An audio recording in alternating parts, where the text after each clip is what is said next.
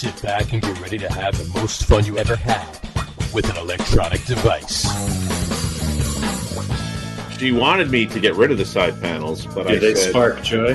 Marie wanted to take them, and I told her, I've had these for like 13 or 14 years, and I am not getting rid of them now before I put them up. They're the Mark Gastineau commemorative side panels. They're literally a mullet. Yeah, if you put the tie in the middle.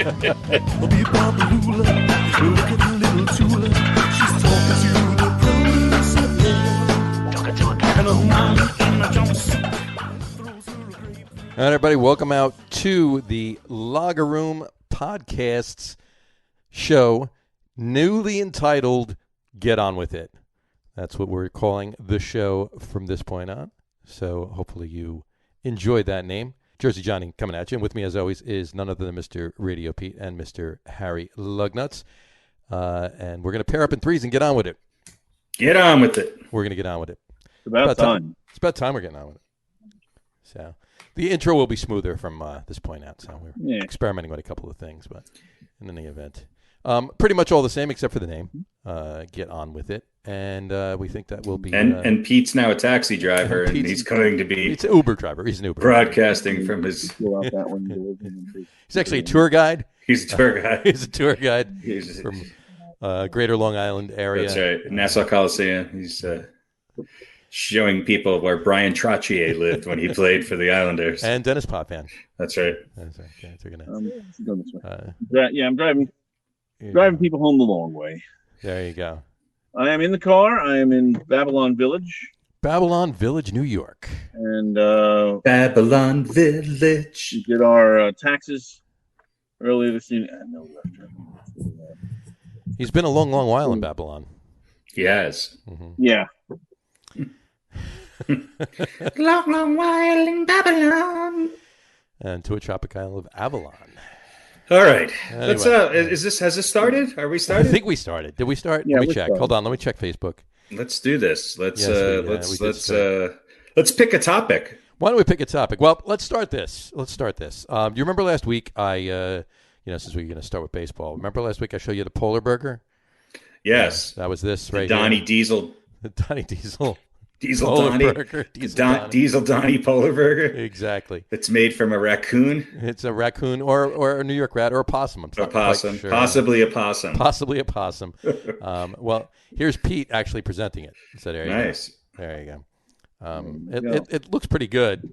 But I think we said it was $16.50 or whatever. So it is. It's taken its spot on the menu for the Chili Davis chili dog, which is no longer available. Davis chili dog. That is not available. Yeah, no longer available. It might pop up in another ballpark later on this season. You never know. You never know. You gotta love it. But anyway, raccoon and a rat, and possibly a possum. What do you think about that? So not being the Mets fan that you guys are, I have a hard time following this team because I could follow the baseball, what goes on there, and they're actually looking pretty good. But all of the other antics are so bizarre, and I can't quite figure out what is going on. Yeah. It took me a while to figure out, was Donnie Diesel Donnie, was that a joke? Was it in support of Chili Davis? Was it against Chili Davis? Well, he now has a last name too. It's Stevenson. Donnie Diesel Stevenson. Right. And then this whole raccoon or possum or rat. Look, if you're going to have, just be like the 70s Yankees. If you're going to have a fight in the dugout, have a fight in the dugout. Exactly. Punch each other in the face and get on with it. Do it on TV. Don't go down to the dugout. Exactly. And don't go down in a tunnel and exactly. hide. Or if you're going to have a fight in the tunnel, then say we had a little bit of a scuffle in the tunnel. Don't say we were arguing about what some animal in the tunnel was. Yeah. That's, Yeah, but you know what? It gives the pundits a lot to joke about now, too. I just think this Mets team is... It's a lot of characters. A lot of characters. They're weirder than I thought they would be. Yeah, but you know what? Maybe which is all right. I'm all right with that. Maybe that was something that fired him up. Now there's one. Well, clearly it turned a corner, right? I mean, here's what I want to know: why do you have to fire up any professional athlete with the money that they're making? I would be so fired up. I'd be playing full games in between games. I don't understand why you have to fire up professional athletes. But hey, if a Rat and Diesel Donnie are going to do it, then so be it. So be it. Yeah, whatever works, I guess. Actually, I was listening to the morning show on some radio station. Chris Carlin, who's just one of the most wonderful people. Salt of the earth. Talking about the Mets with Rick DiPietro, who's on the show. And he was saying, DiPietro was saying that McNeil was just, I don't know, kind of looked like the guy that you want to punch in the face. Not necessarily for any reason. And Chris Carlin said, I would think that would be Nimmo for you. Really? Because he sprints to first base and he points to the sky after a walk. Right. Give him praise. So this is just really a team full of oddballs. Yeah, and but maybe just finding out a little bit more about them in that respect.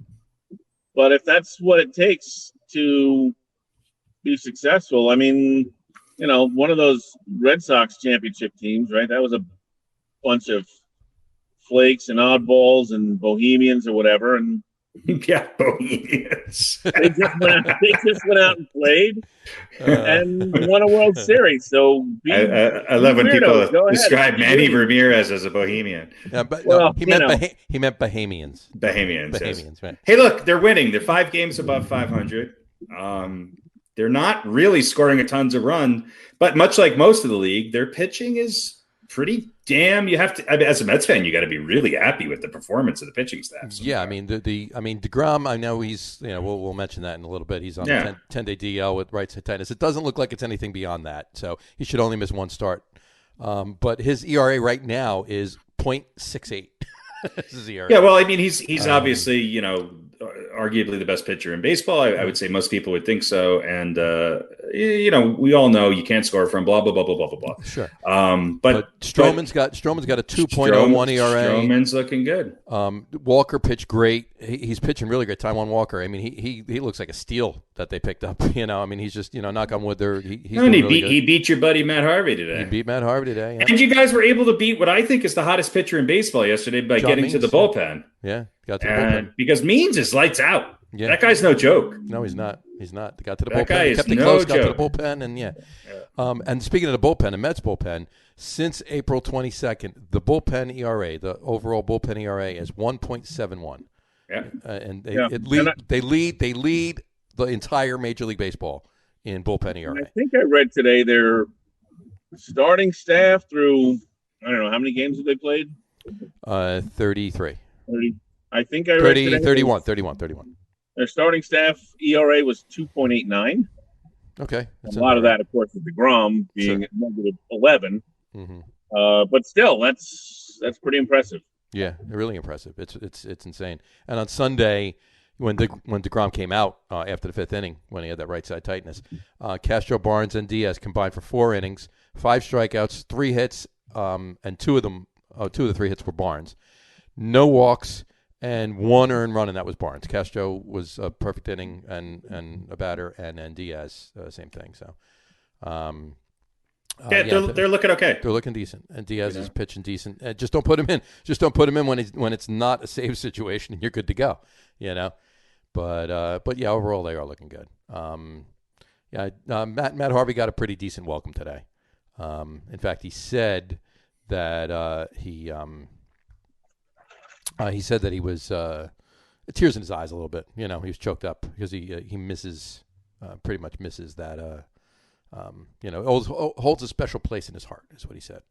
Speaking about Citi Field, he's getting older now, and today he, you know, not just alluded to, but sort of basically said, you know, I pulled some shit when I was here, and you know, kind of let down the fans. They didn't deserve that, and you know, he's gained some perspective. And listen, whatever. He did some good things for the Mets, right? Sure. I mean, you know, so it wasn't, Harvey it wasn't Day Day was like DeGromination Day. You know, it was like it was what a DeGrom Day is now. You guys do know who's leading the Mets in batting average, right? Who was leading the Mets in batting average, Harry? Is it McCann? It's Jacob deGrom. It's definitely not McCann. McCann is a slightly above Sanchez, though. Although Sanchez had a blast last night. Look, the Yankees are playing all right as well. You know, look, if the Mets scored 7 runs today, of course they're playing the Orioles. The Orioles are kind of one of those Jekyll and Hyde teams who you can run up the score on sometimes, but if they continue to get clutch hits and they're spreading it around, look, Kevin Pillar is back from the dead today. Nemo and JD Davis are having all-star season so far. Yeah.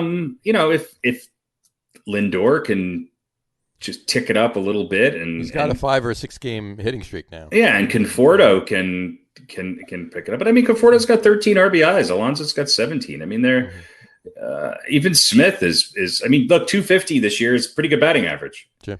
So yeah, it really is. It really is at this point. And it really, to me, it's less about the batting average and more about are you driving any runs or scoring any runs? Right. And you know, Lindor might not be hitting for average, but he's scored 16 runs. You know, he's second on the team in runs scored behind Alonso. So I think the Mets will be fine.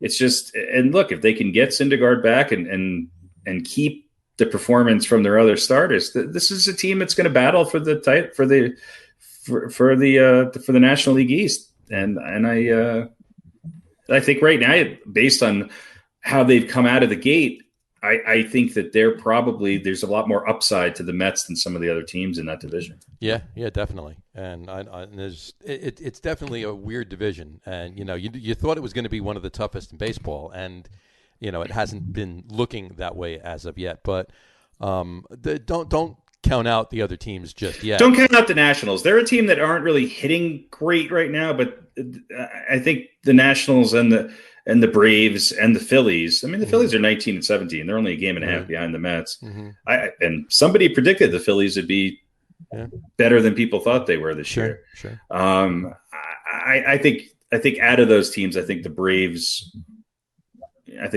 are bound to go on a little bit of a heater. They'll go on a heater. They will, and every team will. It's going to go back and forth. But I think the Mets are poised to, you know, with the upside that you just spoke of, poised to do decent things, you know, late in the season too. So we'll see what happens with it. And I think it's going to be interesting. Let's put it that way. Yeah.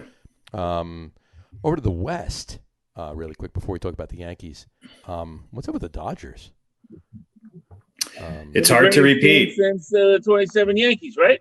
Yeah, it's hard to repeat. They're only 2 games or 3 games out of first place. The Giants are they? Do they have the best record in baseball? I think they might have the best record in baseball. The Giants are tied with the Cardinals for the best record in baseball. Yeah, you know, and the Padres are where we thought the Padres would be. I think the Dodgers will be fine.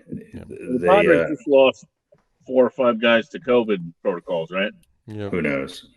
I think, including Mr. Tatis. So they're gonna, you know, well, I mean, them, you know, probably going to. That's a 10-day stint now, right, or a week or 10 days now. So they might lose a little bit of ground, but right. I think they lost 3 or 4 players.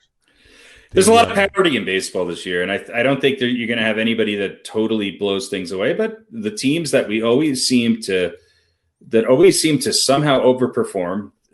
The San Francisco Giants, it's an odd year, right? So they'll have a good season. Yeah. And you know, if you go to the American League, how the hell are the Oakland Athletics 22-15? It's crazy. Yeah, exactly. But they are. They get they're right there. They're at the top of the league with in average, you know. Well, they know how to score runs, and they know how to work a bullpen, and they have depth. They've always had depth. Depth is a big thing. And if you ever want to find a surprise from the minor leagues, just leave it to the Oakland Athletics. And that's what's going on with the Mets too. And you know, I mean, they have a little bit of depth in what's going on with the farm system. But specifically speaking of the bench, they went out and that with the exception of Luis Guillorme, I mean that bench is pretty much, and Thomas Nido. That bench is pretty much brand new. I mean, they went out and they got VR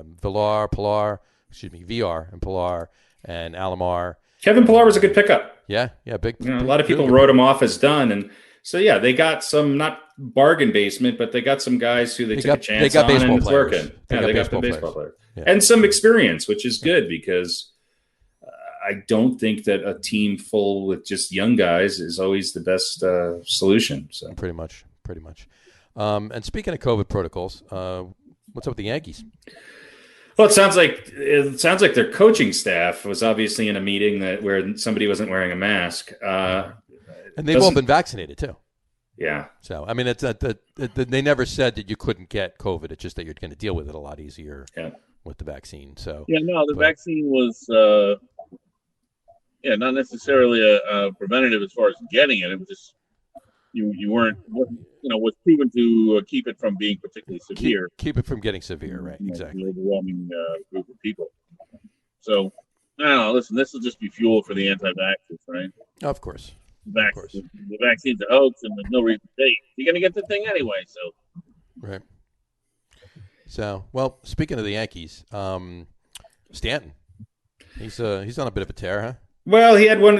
He was up around 315. He's down around 288. Yeah, he's had some timely hits. Which, look, I'm not the biggest fan of Giancarlo Stanton. I always call him Gary Stanton because then I could kill two birds. On this podcast, when Harry refers to Gary Stanton, he's talking about Giancarlo Stanton and Gary Sanchez. Yes, it's two for one because they're basically the same player. Bradford Stanton, right? Stanton slightly better behind the plate, but look, unfortunately, Stanton's been hitting, and that's good. And in the last 15 games, he's hitting .413. It would be the equivalent of signing Kevin Durant and then having him average 12 points a game. That's what the Giancarlo Stanton signing was. Yeah, no, you're absolutely right. You're absolutely right. He was the biggest name in baseball the year before the Yankees signed him. Mm-hmm. And so people are like, oh, he's on a tear. I'm like, good. He should be on a tear. He should be on a tear. Well, like I said, he's hitting in the last 15 games. He's hitting .413. In the previous 15 games before that, he was hitting .158. So clearly, he flipped the switch. So the front of the lineup's getting on base. The Yankees are working the count. They're getting more ball. They're getting more walks, and the other guy that nobody's talking about, which is he's hitting fourth now, is Urshela is finally starting to hit the ball. Mm-hmm. And look, the bottom of their lineup, which I thought would be strong, is really bad. Right. It's pretty miserable. I cringe every time Clint Frazier gets up, although he had a hit last night that he was stranded after hitting a pretty nice double to deep center. But Frazier, I just don't know. I don't know what and I don't know if Frazier got hurt because it looks like Gardner replaced him in left field already in the sixth inning. So I don't know what's going on there. But Hicks, Frazier, and Gardner, nobody's hitting above 200 and nobody's close. Yeah. And Tyler Wade's also under 200. So the bottom of their lineup is pretty. Yeah, the outfield is just miserable to play, right? It's pretty bleak. Yeah. Yeah. And your boy Voigt's back. Yeah. And Voigt is back. What's that? Pete, what? Looks like we lost him. He must have. He must be He's on the refreshing. LIE. He's refreshing. He's a refreshing individual. That's right. He's in the dark and refreshing. Yeah. They're pitching. The Yankees pitching. I have nothing to complain about other than Chad Green is. With the amount of innings that he's pitched, he's going to have a bad outing every once in a while. Right. But their bullpen has looked good. Their starters have looked. Herman had a good start the other day. Montgomery had a good start. They can't. They're not scoring for Cole today. So this lineup should be able to put 2 or 3 runs on the board so that the Yankees can get through the series with the Rays, which is what they needed to do. Sure. Absolutely. And they're getting much better performance out of the back end of that rotation, right? Going in, we were like, well, there's absolutely. And then we don't know, but those guys have stepped up. Okay. Well, yeah, Kluber's been good. Montgomery's who I was high on, and they brought Herman back, which he seems to have settled down, and because he looked great in spring training, and he looked really good the other night. So, if they can then get some of their pitchers back healthy, like Severino, Xavier. I don't know where Talion really is. He's the one question mark still that I just don't know. But he might be an option to get into that bullpen at some point. Right. You had to breathe easy last night when it was a pretty convincing win over the Rays. After losing. Rays have had their number. Let's face it. Oh, they have, and the Yankees have finally won an extra inning game with the stupid Little League rules. Yeah. So it wasn't really in their favor anytime they were playing it. So. No. The Mets won the other day, and I wasn't. I think it was the same day. Pleased that they won, but I was. This is ridiculous now. Yeah. It's just ridiculous. On another note, they sent Miguel Andujar down to the minors. Yeah. He failed to reach base in 9 plate appearances over the weekend. So, Andujar is one of those mysteries to me because if you remember back to, I guess it would be 2018, 17 and 18, he was one of the best hitters on the Yankees. And they would bring in Gio to play defense in the late innings. Mm-hmm.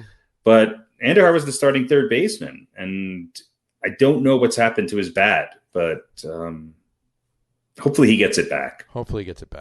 Maybe somebody took it. Well, hopefully they hand it back to him. But yeah, you're right. He was killing it those couple of years, and it's just it disappeared. Yeah. The Yankees are still the favorite to win the AL East at this point, even over the Red Sox right now. The Yankees are minus 112 right now. The Red Sox are the next in line, and they're plus 350. With the Jays plus 400 and the Rays plus 500. How quickly fortunes turn. Right. So, I mean.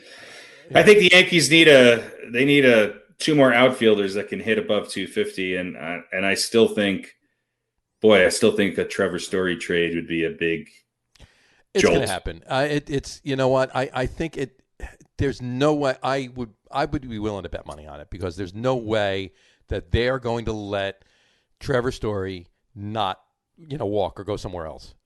By the trade deadline, Trevor Story will be in Pinstripes. That's that's a pretty good infield with Voit, LeMahieu, Story, and Urshela. I mean, you can't. I have no question marks there. I agree with Pete. I think even Judge, his defensive performance, there's something up with Aaron Judge. I can't quite figure it out, but I just think that injury that he had over the course of the last 2 years, it's just affected him. He's unable to get around on pitches that aren't just right in his wheelhouse. Right.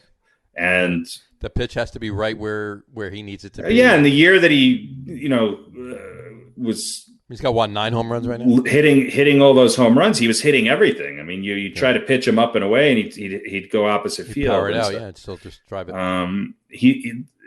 There's a lot of free swingers on the Yankees. They're striking out a lot this year.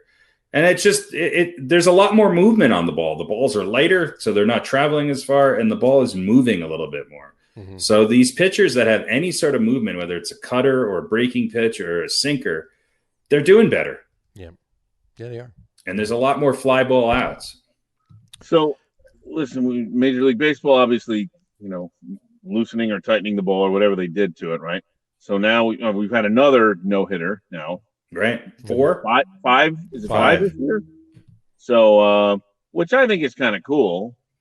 I'm all right with all of this. Look, this is for me. It's a pitcher's year. And I just wish it's still when guys hit, the home runs per hit, the percentage of home runs per hit is still super high compared to what it used to be. Mm-hmm. But yeah, because everybody's swinging for the fences more so than they ever did before. And the pitching's gotten a lot better than the hitting.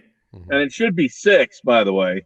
Yeah, right. Bumgarner, that 7th inning, that should be you know what? I still say, come the end of the season, should count as 3/4 of a no-hitter. They'll put it back because it again, and I said it the week that it happened.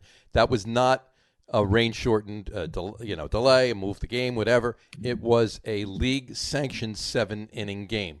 Yeah. That's your complete game. He pitched a no-hitter. End of story.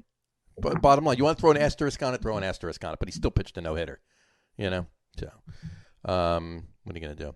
So will the hitting catch up to the pitching, though? I think at some point it'll level out a little bit, but I don't think it's going to go back to the way it has been in the last couple of years. I think the power hitters are struggling a little bit, although that's not always the case. But look, if you're a good hitter and you can put the bat on the ball, then this is going to be your year for you. Yeah. But I guess that's kind of my question. Are these batters going to say, all right, well, I need to do that. I need to put the ball in play. We need to move runners around. Are they going to kind of look to do something different other than, well, I'm going to launch one out of the park or I'm going to strike out? One that happens is okay. They have to learn to do that. There's very few hitters who can do that, which is why things like the shift works when you're just begging somebody to hit it to the opposite field. Yeah, right. Pete Rose. I mean, imagine putting the shift on for Pete Rose or Rod Carew or Ichiro. I mean, they put one in the corner. It just they'd have a double down the line it's like you're going to give Pete Rose the whole left side of the infield.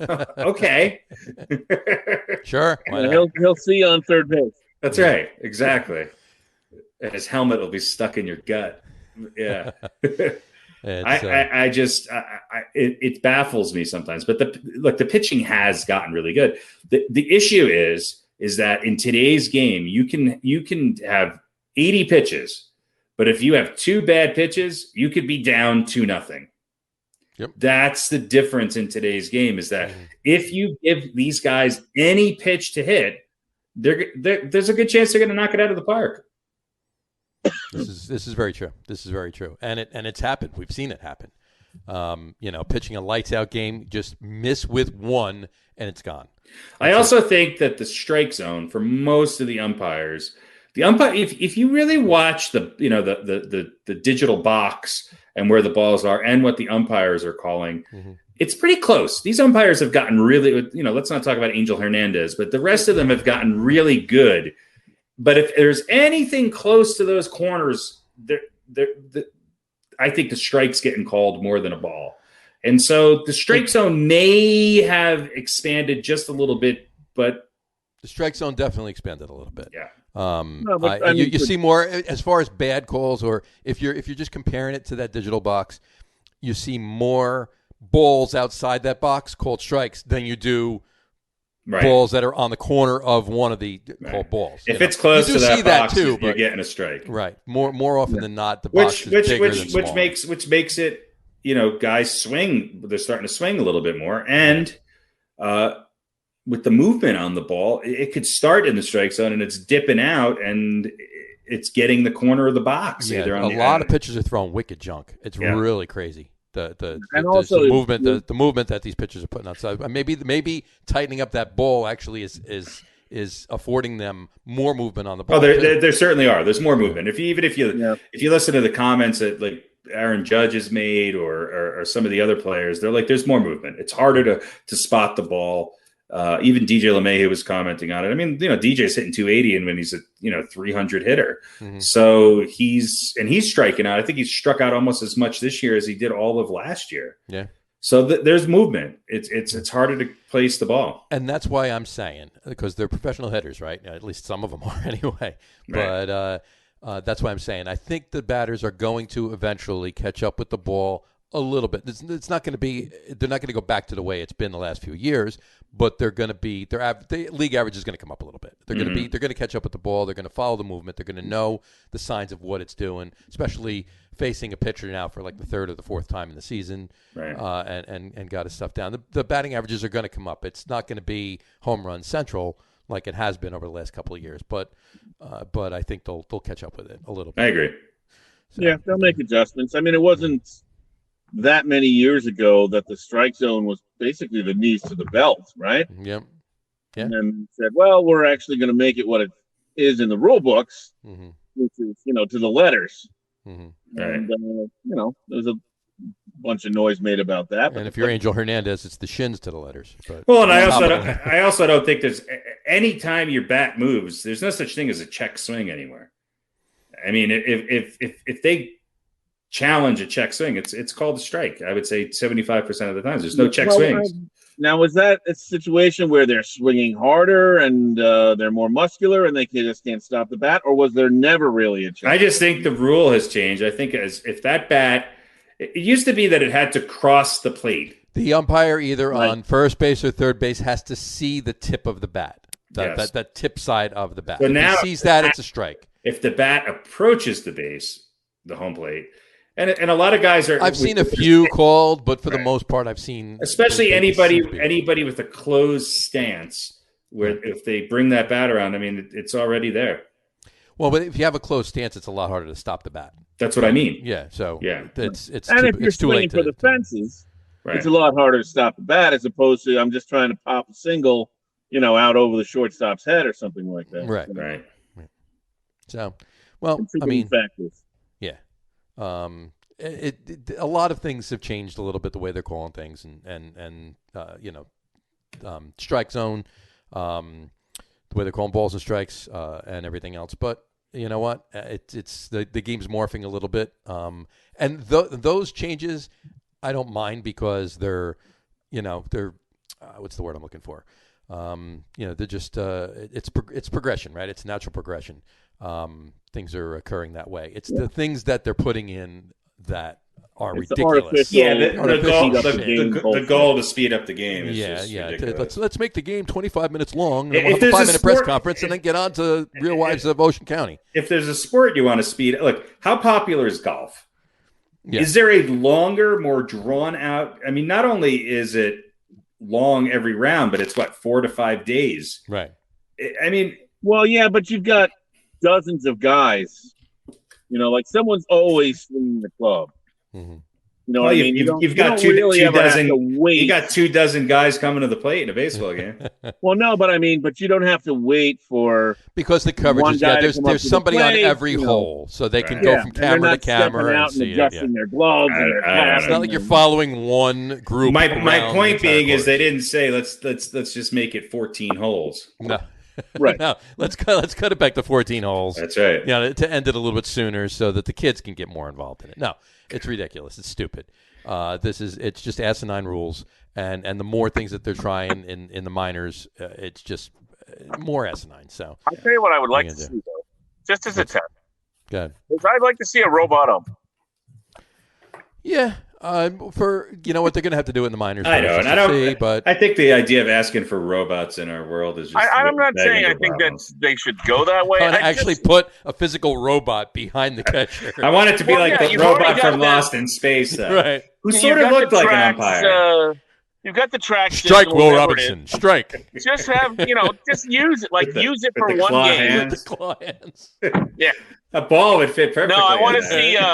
I want to see Rosie from the Jetsons back there. Yeah, Rosie from the Jetsons and the robot from Lost in Space. Lost in Space. There you go. Well, Rosie from the Jetsons can be out behind second base. That's right. She can be out there. She but can I move would around just a little bit. I would like to see the electronic system.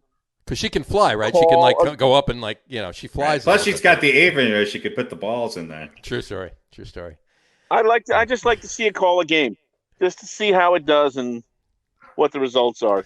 Rosie from to me, that would be very. And this ties into our top 10 for this week: top 10 TV and movie robots. And the Rosie from the Jetsons calling a game, and the 7th inning stretch song is "Eep Op Work Ah." There you go. They were not robots, but they were the way outs. They were the way outs. Very good. They're going way out. Because that's where the fun is. That's where Pete, the fun is. You are officially a in the dark and that's pretty I'm entering my abode. Entering the abode. He is home. We've witnessed the travel from. We've witnessed the ramen expedition. There you go. The Great Ramen Expedition of May 2021. This is the 3rd most popular documentary on Netflix tonight. You know what I think is funny is I'll move into the light here. Goodbye, family. I am wearing the exact same clothes that I normally wear for the show. There you go. Well, I'm glad. That's a beautiful thing. Gray shirt and a black hat. There you go. It's perfect. So, I didn't know you had a special wardrobe for the show. He has a wardrobe. I don't. That's my point. Okay. Well, it's my show / accountant wardrobe. Okay. There you go. Yes, Radio Pete had a meeting with his accountant today. Hence the telephone Pete ride home. So. And now he's back in the bunker. Now he's back in the bunker. In the bunker. He's back. Here we are. Back in the saddle again. Is she there? Take a quick look at the shelves. Is Marie there? Marie is here. See if you can. All sorts of stuff. All sorts of good stuff there. She's got her work cut out. We have to do. Is it in there? We have to do that one of these days. Yeah. So I don't know what that is. That's Patrick from. Patrick from SpongeBob. SpongeBob. Mm-hmm.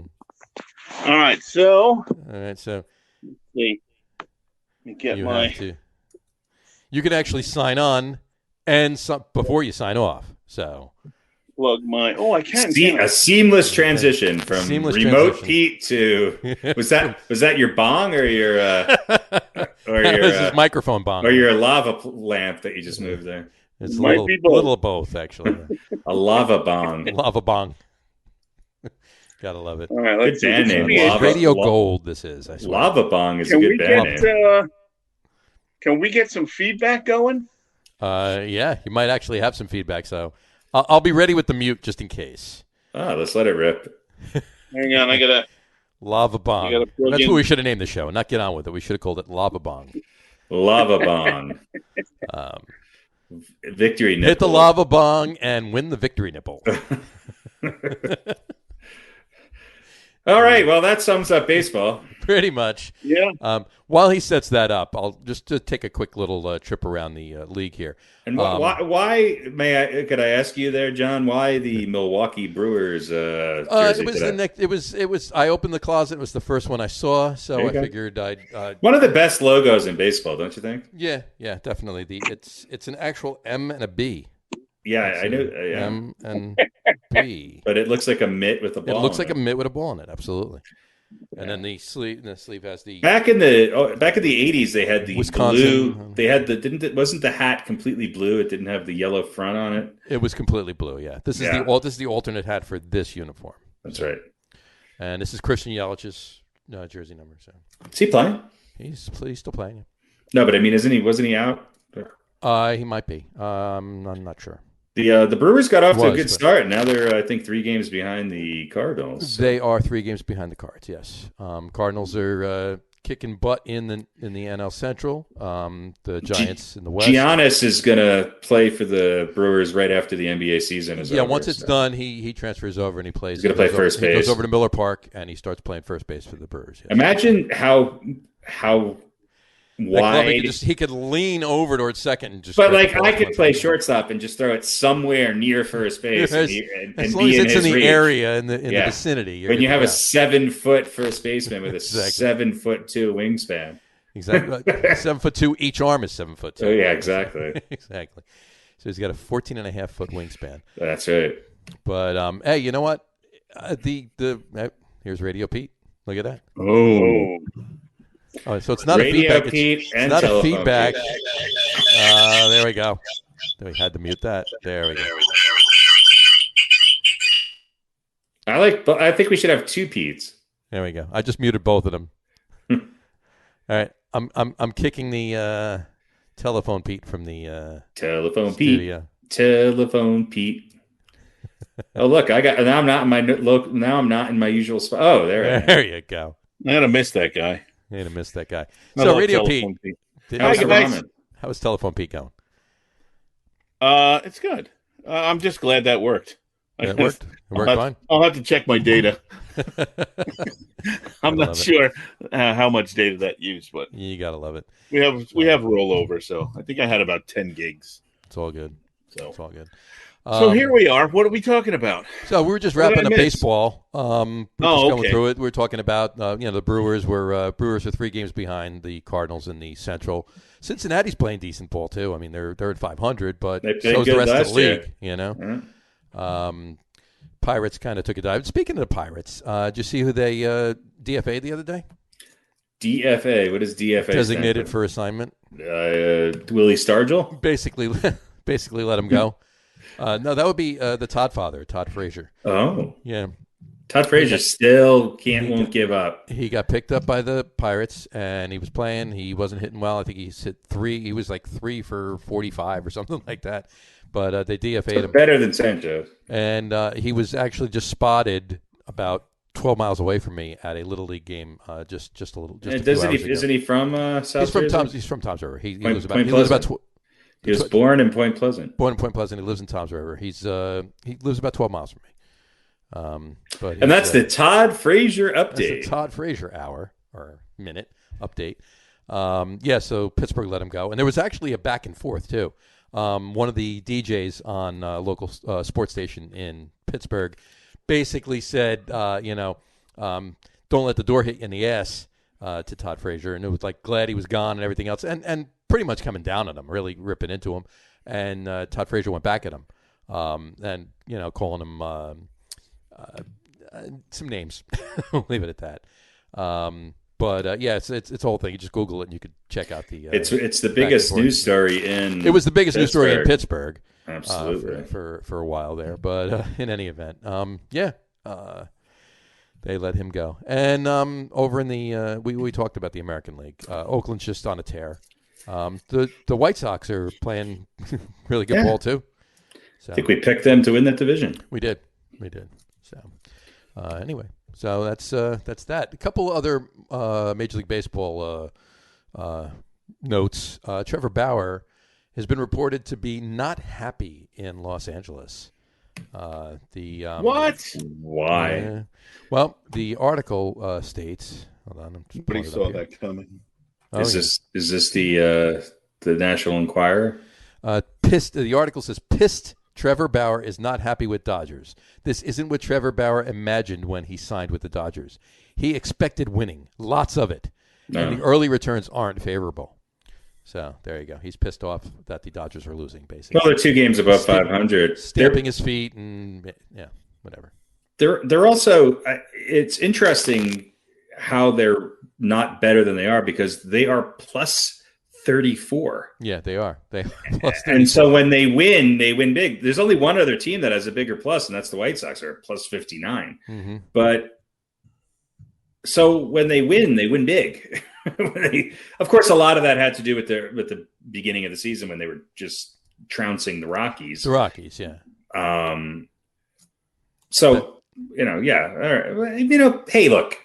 Maybe that's a good thing for Trevor Bauer to speak up. Maybe he, you do need to light the proverbial fire. It's hard for a team to repeat. Well, there is that hangover of a championship. It is. Well, here take this stat for instance. The Dodgers have lost 17 games already. Mm-hmm. They are how many games into the season are they? They have played 36. They have played 36 games and they lost 17. Yeah. They played 60 games last year. And they only lost 17 the entire season. So, they're on. But if you look at it that way, they're on pace to, lose a lot more than what they lost last year. So who knows? But I don't think. I think it's a little. I think it's just like they're going through what everybody else is going through. They're facing some better pitching, and their hitting isn't as great as everybody else's isn't. So don't count them out, but. And, repeating, like you said, Pete, repeating is hard. So, it is. Yeah. And one other note on that, Kelenic, Jared Kelenic. Yeah. The Mets trade, if you will, is getting finally, and we talked about that earlier. He's coming up, right? Yeah, they were keeping him down. Finally. They kept him down because of time served. So bringing him up now gives them an extra year of. Can't keep baby down. Exactly. Oh, I just realized I don't have the black hat on. You don't have the black hat on. No, that's that lovely shade of Jets green. So my accountant wear is a little bit different than my show wear, I guess. I gotcha. Well, is your accountant a Jets fan? I don't know. I don't think so. There we go. There you go. The man with two hats. Is there a worse green in all of sports than Jets? I'm sorry. It's a horrible green. Well. You got to give puke green. Something's got to give it a run for money. So I think Jets green is probably. Yeah. There's worse greens. I'm just saying in sports. It could be. I think it's only because it's just the green and the white. It doesn't. Because most nothing else is not. A lot of times when you see green, you see either blue with it or yellow. There's not an accent color. Right. The Jets really need an accent color. Can you work on that? Get on that. What is the Zappa line? Jimmy keeps his Noomies on a window in his room. A marvel to be seen, dysentery green. So dysentery green is probably a worse green than Jets green, but without a doubt, absolutely. That's called subway floor green. Subway. I don't know. Yeah, subway bathroom floor green. Yeah. Subway at floor on a Saturday night. On a Saturday night at about 2:30 in the morning. Yes, It's the only green that you can smell from a mile away. It is true. This is very true, folks. All right, there's baseball. We'll be back. We'll be with you for another 3 months. There you go. Before we move on to our top 10 list, a couple other side notes as far as just mention things about baseball. The Tom Seaver statue at Citi Field. Mm-hmm. It's been reported that it's going to be, instead of being unveiled this year, the designer actually asked for more time because of COVID and everything else. So they figured they would just wait till the beginning of next year when there'd be more people in the parks and everything else, and they'll unveil it then. So the beginning of next year, opening day next year, they're going to unveil the Tom Seaver statue. And one other interesting point of fact when it comes to tertiary Mets information, did you hear who's running for mayor of Stamford, Connecticut? Bobby V. Bobby Valentine, right there.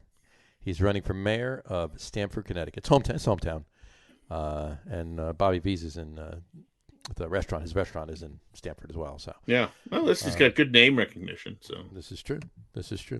And Jay Horowitz is reported as already thinking about moving to Stamford so he can vote for him this year.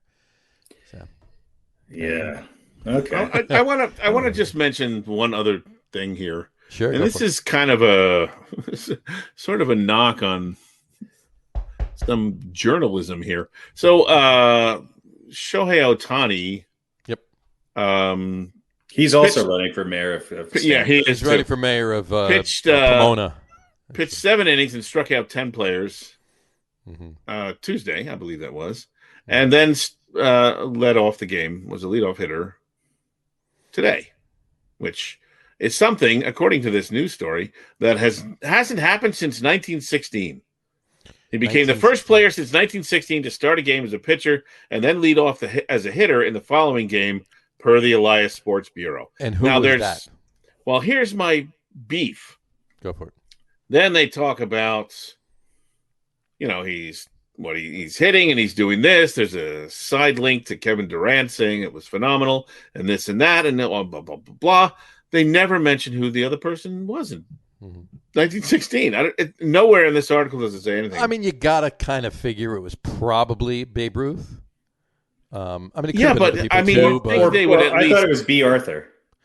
Well, no, she did it in 1913. Okay, 13. Oh, okay. Yeah. See, that's so, like, come on, Major League Baseball. This is your story. This is your sport. This is on the MLB.com website. Ohtani's having a hell of a year. I mean, he is. Megan Garcia, I'm calling you out for not mentioning the last person to do this. Megan Garcia, get your crap together and mention the player. Here's the thing, though, is that what it's glossing over is the fact that the Angels continue to just be a mediocre team. Yeah. And of course, the other big news was they released Pujols this week. Yeah. So. Well, and here's the thing: Pujols wasn't hitting, right? Well, right. In this article here, in the last 7 games, Mike Trout's got a 143 average. Let's see. Yeah, but he is hitting, struggling. He's hitting 355 though. Come on. Yeah, but still, Trout, Upton, and Fletcher and Ohtani. That's their big core. Right, and lately none of them are hitting. So I don't know. Just pick your poison, I guess. Look, if Albert Pujols wants to sign a contract with the Yankees and platoon at first base and fill in at DH, I'm all for it. Come on over. I would imagine there's got to be stranger things have happened. Takers. So. Well, I mean, look, who would you want up in a clutch situation? You take the entire bottom half of the Yankees lineup from 5 to 9, which includes 3 or 4 different players who are, 5 or 6 different players who are in there. I'll take Pujols right now over any of them. Yeah. I agree. I would too. Absolutely. Silence. No, I mean that's. I just think. I think of a good reason to disagree. I don't think he's done. He did. No, not, he's not. He's not. He did not announce. His wife is probably happy, but his wife announced that this was going to be his last year. Right. His wife. I don't know. I don't think they live in California. I think she wants to return to wherever it is that they live. I'm not 100% sure on that, but be careful what you wish for. A year or two into your tooling around in the motorhome, you might want to say maybe you should have played that extra year. Extra year, yeah, exactly. I mean, how old is Albert Pujols? 37? 38, I believe. Yeah, I mean, he's not 39. Okay, is he 39? I don't know. He's hitting 200. Okay, there's a lot of guys hitting 200. I don't think. I think there's going to be some takers should he choose to play the rest of the year. Albert Pujols is 41 years old. He is 41. Wow. 41. Yep. He was born January 16th, 1980. He's 41 years old. Yeah, well. So, there you go. So we were all wrong. He's 2 years younger than Tom Brady. He is. He is 2 years younger than Tom Brady. Actually, 3 years younger. Tom Brady's 43 now, so he's 3 years younger than Tom Brady. 43 minus 41 is 2 years. What's that? No, I meant 44. Tom Brady's turning 44 this year. Okay. That's what I meant. Sorry, my bad. Shut up. Basic math. We don't do math on this show. We already said that. That's right. No math on this show. No, I meant Tom Brady is going to be 44 this year, so he's 3 years younger. So anyway, my bad for saying that. All right. I don't want to let this go without mentioning this. I don't know if you guys had paid attention to how the Mets won 2 of the last 3 games they won. But have you seen this kid, Mazika? Oh, yeah, the master of the no-hit walk-off. Yeah. I'll just sacrifice. Rookie walk-off specialist makes MLB history. He's the maestro of the walk-off fielder's choice. Yeah. He's done something that hasn't happened since over 100 years ago, 1920 or whatever. He's hit 2 walk-off RBIs, and he hasn't had a hit yet. Yep. So crazy. Good for him. Yeah, why not? Good for him. And he seems to be enjoying it. So, and he's quite honest too. When they were interviewing him, did you plan it like that? He said last night in the press conference, he said he tried to hit it in the air. Instead, he drove it right in the ground. Total honesty. Well, listen, it's sometimes you just got to put the bat on the ball. This is true. That's all you can ask for is just put the bat on the ball. This is true. All right. The Yankees won the other day with a pretty crappy little chopper to third base. So. Yeah, that was a pretty crappy ball. And hey, you know what? Crappy hit ball, I should say. But if it won the game for him, what the hell's the difference? If you don't hit the ball, you can't win. Exactly. It's a proven fact. No one's ever won without hitting the ball, unless you walk in the entire side. Yeah, not without a lot of help from the other team. Right. Yeah, that's not quite true. I can mention 2 Mets games that didn't happen. So, just this year, Conforto getting hit by the pitch won the game. Didn't hit the ball. All right. Well, his elbow hit the ball. Something hit the ball. And then we can go back to the ALCS or NLCS in 1999. I have a feeling you're going to blame the umpire on something. No, I'm blaming Kenny Rogers for walking in the time and winning runs. And his chicken. Yeah. So, yeah, but there was a hit somewhere in that game. During the game, yes. Perhaps, but in any event. My point being is that there's a better chance that you're going to get on base if you put the ball in play. Of course. Yeah, there's a big sample size that says hitting the ball is better. It's better. Yeah. I brought up 2 of the very small sample size. Yes, because that's who you are. Well, I got to play, I got to play the other end of the stick. So, Grievances will be aired. Absolutely. Even if they're 19 years old. That's in December. Right. I just every chance I get to say how pissed off I am still to this day. 1969, the Mets were 22 years ago. I am not going to let Kenny Rogers forget ever what he did. I'm not letting it go. Not letting it go. And don't even get me started with Trent Dilfer, but we're not going there. So anyway. That's another story for another day. Yeah. Shall we move on to our top 10 list, fellas? Yes, let's. Our top 10 list this week is top 10 second basemen in MLB history. Top 10 second basemen in MLB history. We actually have 12 today. So it's less than last week. So I think this is the first time I did more than 10. You did more than 10. I'm not sure if I've ever done that before. So You did. Not that it made a damn bit of difference. Well, you did you did some extra work, so you're going to get some extra credit. I just couldn't. I couldn't find a quarter to flip. That's what it was. Yeah, well, that's the same with me, and that's what usually happens when I do that. You had a tie for 10th. I had a tie for 10th. Yeah. And Harry had a 3-way tie for 10th. And it's a good thing Harry did have a 3-way tie for 10th, because if he didn't, we wouldn't have a 10th, because we had a tie for 2nd and 9th. So okay. The lone straggly player that was on Harry's list, that got 1 point, is our number 10. And we'll kick it off with him right here, Mr. Jose Altuve. Jose Carlos Altuve plays, obviously, for the Astros still to this day, obviously. He's in his 11th year. 6-time All-Star, All MLB second team in 2019, World Series champion, of course, in 2017. We won't mention how they got there. AL MVP the same year. Aaron Judge wasn't too happy about that, but ALCS MVP in 2019, Gold Glove Award in 15, 5-time Silver Slugger Award, and on and on and on. Harry, this was your guy. Look, you put him on the list, Harry. It pains me to put him on the list because, but he's not only a great second baseman, he's one of the best hitting second basemen we've had in the game since Robbie Cano. Mm-hmm. And he's a clutch hitter. He's a clutch hitter. He hit a game-winning home run off of Aroldis Chapman. Mm-hmm. So that does count for something. It does. And I do think at the end of the day, he's going to be higher on this list. Mm-hmm. If I'm starting a team today and I need a second baseman, I think 9 out of 10 ballots you'll have Jose Altuve on it. He's still relatively young. I still think he's got 5-6 years left. Yeah, he's only 31. So, and maybe like small dogs, maybe his playing career will be longer than large dogs. I don't know, because what is he, 5'6"? He is 5'6", 5'5", 5'6". Yeah. So look, he's a hell of a player.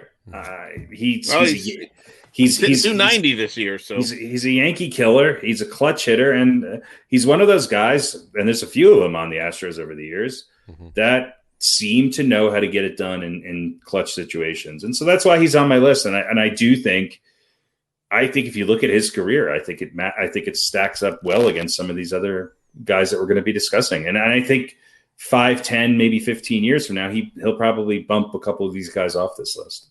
He may very well do that. And he's the only person on our top 10 list tonight that has a measure of distance named after him. That's right. It's the OSLA, the official standard listed Altuves.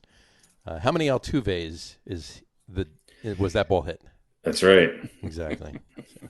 No other second baseman can claim that. No. No. Sure. Anyway, number 10, Jose Altuve. All right. I'll bring us to number 9. We have a tie for number 9, so 9B. And folks, when we do ties, just as a note, if we do a 9B and a 9A, that doesn't mean the 9B is lower than the 9A. It's just a way to distinguish them. They're both 9, so they're tied. So just so you're aware, it was definitely causing some rifts. Exactly. Just questions questions to answer. That's all. So our 9B tonight is Mr. Jeff Kent. Jeffrey Franklin Kent, to be exact. Oh, Franklin. He played for the Blue Jays, the Mets, the Indians, the Giants, the Astros, and the Dodgers. Well-rounded career. 5-time All-Star, NL MVP in the year 2000. 4-time Silver Slugger Award. He's on the Giants Wall of Fame. Played for the Blue Jays just for half a year or whatever. Played for the Mets for 5 years. Mets were actually tied for his longest. Giants he played for a little bit longer than the Mets. Just all around, great second baseman. Batting average, career batting average, 290. 2,461 hits, 377 home runs, over 1,500 RBIs. Was it more home runs than any other second baseman? Is it home runs, or he's got the record for something for second baseman, doesn't he? I think he has most home runs for second baseman. I think, was he not tied with somebody? But I can't remember. I'm checking right now, but I think Cano will catch him. It depends. Where's he going to play? Who's he going to play? I'm going to play DH somewhere. Yeah, he's gonna DH somewhere. And hey, maybe he comes back and he actually does DH on the Mets because next year it's very likely that the Mets and the National League will have the. Kent does lead it with 377 home runs. That's the most home runs, yeah. 377. Yeah, I just went through them all. 377. Doesn't Cano have like 324 or something like that? Robbie Cano has. I had it right here. 334. 234. So he only needs another 43 to tie, 44 to win. So yeah, if he comes back and he DHs a couple of years, he'll break that record. Yeah. But anyway, so there you go, Mr. Jeffrey. That will be. Well, he probably won't do that as a Met. My guess is unless it if the. But National if he League does, do we love him or hate him? As Met I'm fan. a big Cano fan. As a Yankee fan, I think I hated getting rid of him. Yeah, he was a great player, but I'm saying as a Met fan, if he comes in and ends up, breaking Jeff Kent's record as a Met, I think you got to celebrate it. I think that's a good thing. Yeah, because Jeff Kent got a lot of his home runs. Well, Jeff Kent also played what did he play? 21 seasons or something like that? Jeff Kent? Yeah. Played for 92 to 2008. 19 season. Yeah. 19 season. So he was around a long time. And his numbers were there. Mm-hmm. He was pretty consistent, that's for sure. That's for sure. All right. There you go. Number 9B. Jeffrey Franklin Kent. There we go. We get to 9A is Mr. Craig Biggio. Craig Allen Biggio. These guys are interchangeable to me. Pretty much. Hence why they're tied. I mean, they sort of played the same era. They have similar stats. They sort of played most of their careers on teams that didn't necessarily get a lot of national attention. And they were both severely underrated. Yeah, they were. Where am I? Oh, yeah, here we go. Craig Biggio. Sorry. Craig Allen Biggio. Craig Allen Biggio, 7-time All-Star, 91, 92, and 94 through 98. 4-time Gold Glove Award, 5-time Silver Slugger Award, Roberto Clemente Award, NL Stolen Bases leader in 94. I forgot to mention he played his entire career for the Houston Astros. His number 7 with the Astros is retired, and he's a member of the Astros Hall of Fame as well as the National Baseball Hall of Fame in Cooperstown as well. His career batting average 280, over 3,000 hits, 291 home runs, almost 1,200 RBIs, 414 stolen bases too. So there you go, Craig Biggio, guys. Yeah, I mean, he's one of those guys. When I think of the Astros, he's one of the first names that comes to mind. I mean, the Astros have had some good second basemen. Yeah, they're kind of like what the Yankees are to catchers, the Astros are to second basemen. Yeah, if you look at some of his, looking at the kind of some of the things he did better or more, at least as far as league leading, like 1995, 673 plate appearances.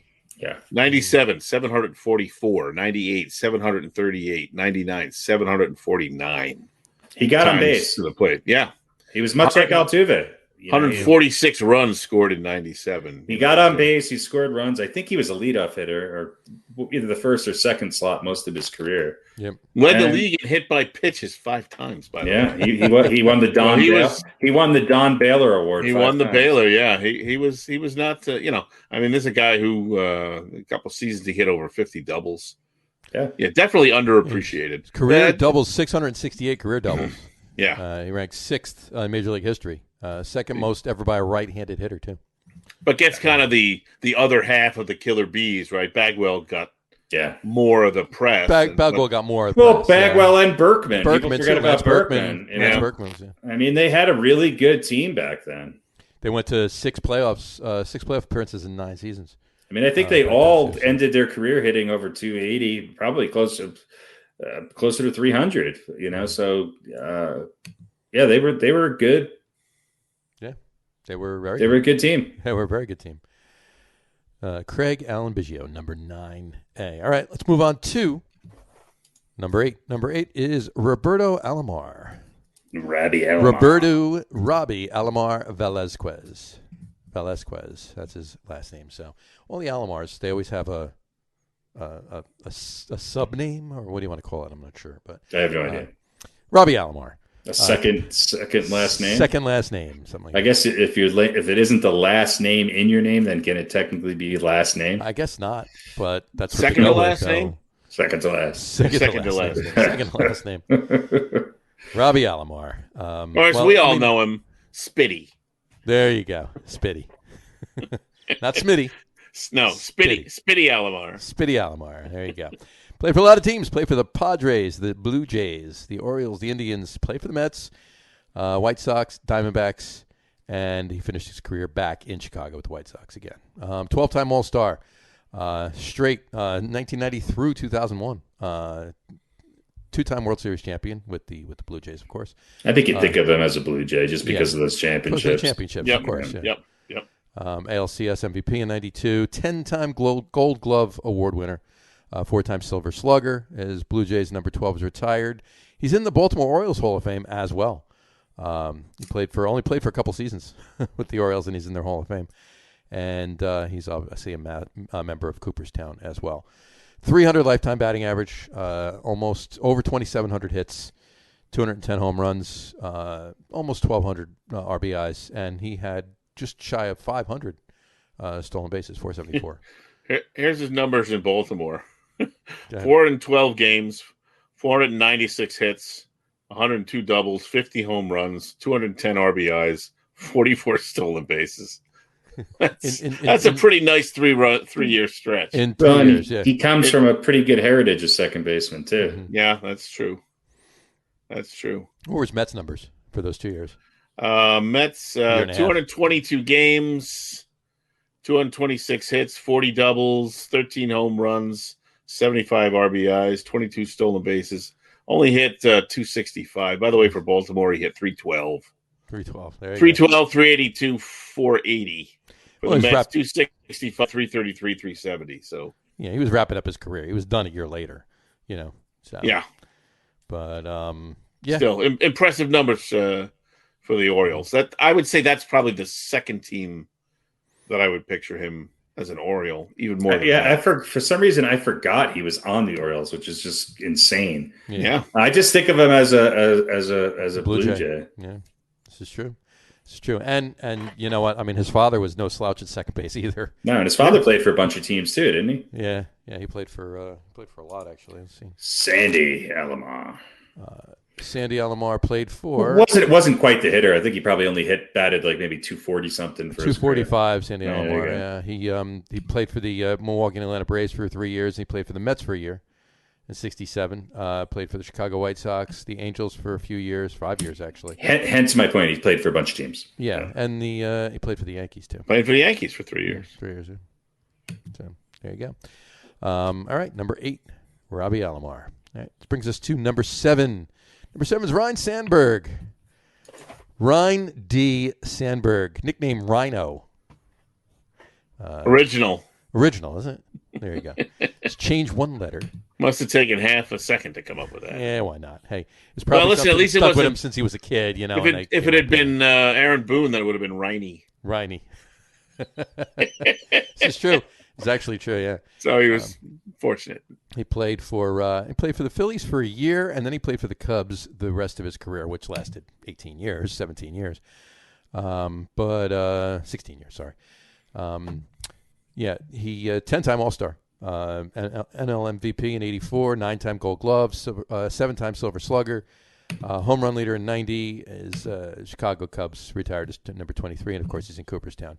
285 lifetime batting average, 200 and almost 2,400 hits, 282 home runs, over 1,000 RBIs, and decent manager too. His managerial record not stellar.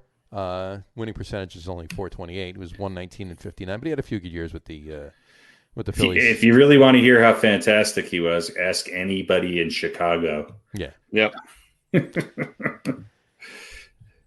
Yeah, his best work was done in the Windy City. That's for sure. So there you go. 1990, 344 total bases. That's a pretty good number. That's a pretty good number. Absolutely. Anything else on Rhino, guys? No, I think for a number of years there was probably the best second baseman in baseball for good 5, 6, 7 years now. Oh yeah, definitely. During the 80s he was lights out, and even the early 90s too. Yep. But there you go. Number 7, Rhino Sandberg. All right, we mentioned it before. Our number 6 on our list is Robbie Cano. Robinson Jose Cano got his name from somebody else that might be on list. We'll get to him possibly later if he is. Robinson Crusoe. Robinson Crusoe, exactly. He's on our list later on. You never knew he played second baseman, did you? Nope. He played for Robbie Cano played for, of course, the Yankees, the Mariners, and the Mets. 8-time All-Star, World Series champion in 2009 with the Yankees, 5-time Silver Slugger Award, 2-time Gold Glove Award winner, World Baseball Classic MVP. Not that has anything to do with the Major League Baseball, but hey, it's a stat, right? And whatchamacallit, his career batting average thus far is over 300. It's 303, and that's with some down years, So think about that. 2,624 hits, 334 home runs. Like we said before, he should be able to pass. Jeff Kent with that, but time will tell. 1,300 RBI, over 1,300 RBIs. What can you say about Robbie Cano? He was great. I mean, his best years were obviously with the Yankees, and he left to get paid. And I still think it was a mistake for the Yankees to let him go. But his numbers did drop down. That first year with Seattle, he batted the same that he did the year before with the Yankees. Yep. But then he did, drop down. I mean, he hit over 300 again with Seattle this last year. There, he hit 316 last year with the Mets. Mm-hmm. So I mean, he didn't have a right. I mean, look, you go from 314 down to about 280. That's obviously a bit of a drop, but 287, 298, 280 in those next couple of years with Seattle, that's certainly respectable. Yeah. And I mean, but his strikeouts went way up. Yeah, he's always been a free swinger, but it's also look, the year the Yankees won the World Series, where he was a big part of that. He scored 100 runs, had over 200 hits, almost 50 doubles, and 25 home runs. And he was hitting pretty much at the top of the lineup. So he was a great player. His postseason, he didn't necessarily have the best postseason luck, but in 2009 he hit 136. Right. So in the World Series, but he had 11, but he had a decent ALCS and overall playoffs in 11 series, 222. Yeah. He definitely did not show up in the postseason, and I think that's one of the reasons why the Yankees felt somewhat comfortable getting rid of him. He was. They had some other players that they were trying to bring through the organization, and I think that was a big part of it. Look, there was another guy that the Yankees spent a lot of money on, who up until that year did not have very good postseasons either, and he's now tweeting about his ex-wife and Ben Affleck, but he didn't have such great postseason runs either, and but so it is what it is. But right. I think it's hard to sort of discount Cano's impact on the game. And I think he got out of the spotlight when he went to Seattle. And I think that's sort of, he wasn't really part of the dialogue as much as he was when he was with the Yankees. No. Yeah. Well, and he didn't quite have the supporting cast around him. No. I mean, he was expected to go there and carry that team. Right. And that was the expectations. Yeah, sure. Yeah, something he didn't really have to do in New York. He was just a great player. It was just part of a group of pretty darn good players. Right. He at times he could be a little head in the clouds, not in the game. He was a good defensive player, but he had lapses. He was Robbie Cano. More good than bad. More good than bad, without a doubt. And one of the sweetest swings you'll ever see. Yeah. When he connected with the ball, he connected with the ball. And that swing came back too. I mean, last year for the Mets, and it was a 60-game season. He was hitting the ball really. Well, he's nice hurt right now, right? No, he's suspended again. Suspended again. That's what it is. Yeah. That's why he was hitting the ball so good. Yeah. He's great when he's on the juice. Well, whatever it takes. Yeah. Well, you got to do what you got to do. You know. I thought it was kombucha. That's what it was. That's how it starts. It starts with kombucha, and it can only go south from there. Kombucha is just a gateway juice. Exactly. That's right. Don't forget he was the 2017 All-Star Game MVP and the 2011 Home Run Derby winner. Yeah. I think he's got, no pun intended, I think he's got some juice left in him. So hopefully he gets that juice out of him and can come back. I'd like to see him finish his career pretty strong. And I don't see if they do institute the DH in because it's going to be hard. He's going to have 2 years left on his contract when he comes back, right? With the Mets, and that's a big contract. And I think he can still play second base. Steve Cohen's going to have to eat that, and who knows? But if they do institute the DH in the National League next year, I could see him staying with the Mets for finishing out his career for those 2 years. Get a little playing time at second base, DH the rest of the games, bring up his numbers, get his record for second baseman for home runs, and then go off to the sunset, or whatever, or wherever he wants to go at that point. So, I mean, it looks like the Mets have found a second baseman. Yeah, they definitely have. So we will see, and they got a couple of good position playing prospects coming up too. So they got to make some decisions with some of that stuff as well. So anyway, Robbie Cano, number six. Number 6, Robbie Cano. There we go. Let's move on to number 5. Number 5 is Charlie Gehringer. Charles Leonard Gehringer, the Mechanical Man. That's right. The Mechanical Man was his nickname. He played for the Detroit Tigers for his entire career, 1924 through 1942. 6-time All-Star.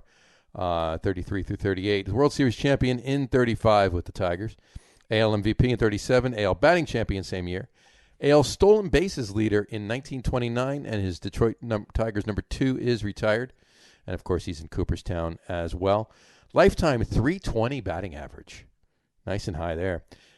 Almost 2,900 hits, 184 home runs, but over 1,400 RBIs. Yeah. He racked up some numbers. He did rack up those numbers, that's for sure. Yeah, 184 home runs is nothing to sneeze at. And his fielding percentage was one of the highest, I think, in the history of the game. Yeah, it's crazy. He had 7 seasons with more than 200 hits. Mm-hmm. 7 seasons of the seasons he played, he had more than 200 hits. So that's crazy. Crazy to think about. And then he coached and was a GM and a team vice president after that too. So just all around. And he served in the Civil War. Don't think it was that long ago, but this, he was a drummer boy in the Civil War. Drummer boy. That's right. He was younger then, right? Charlie Gehringer. Yeah. So born in 1903. Charles Leonard Gehringer. There you go. Number 5. Let's move on to number 4 on our list would be Eddie Collins. Oh, old Eddie. Steady Eddie. Edward Trowbridge Collins Sr. His nickname? Cocky. His nickname was Cocky. Cocky Collins. Cocky. He was very cocky. He played for Philadelphia. He had good reason to be. He had very good reason to be.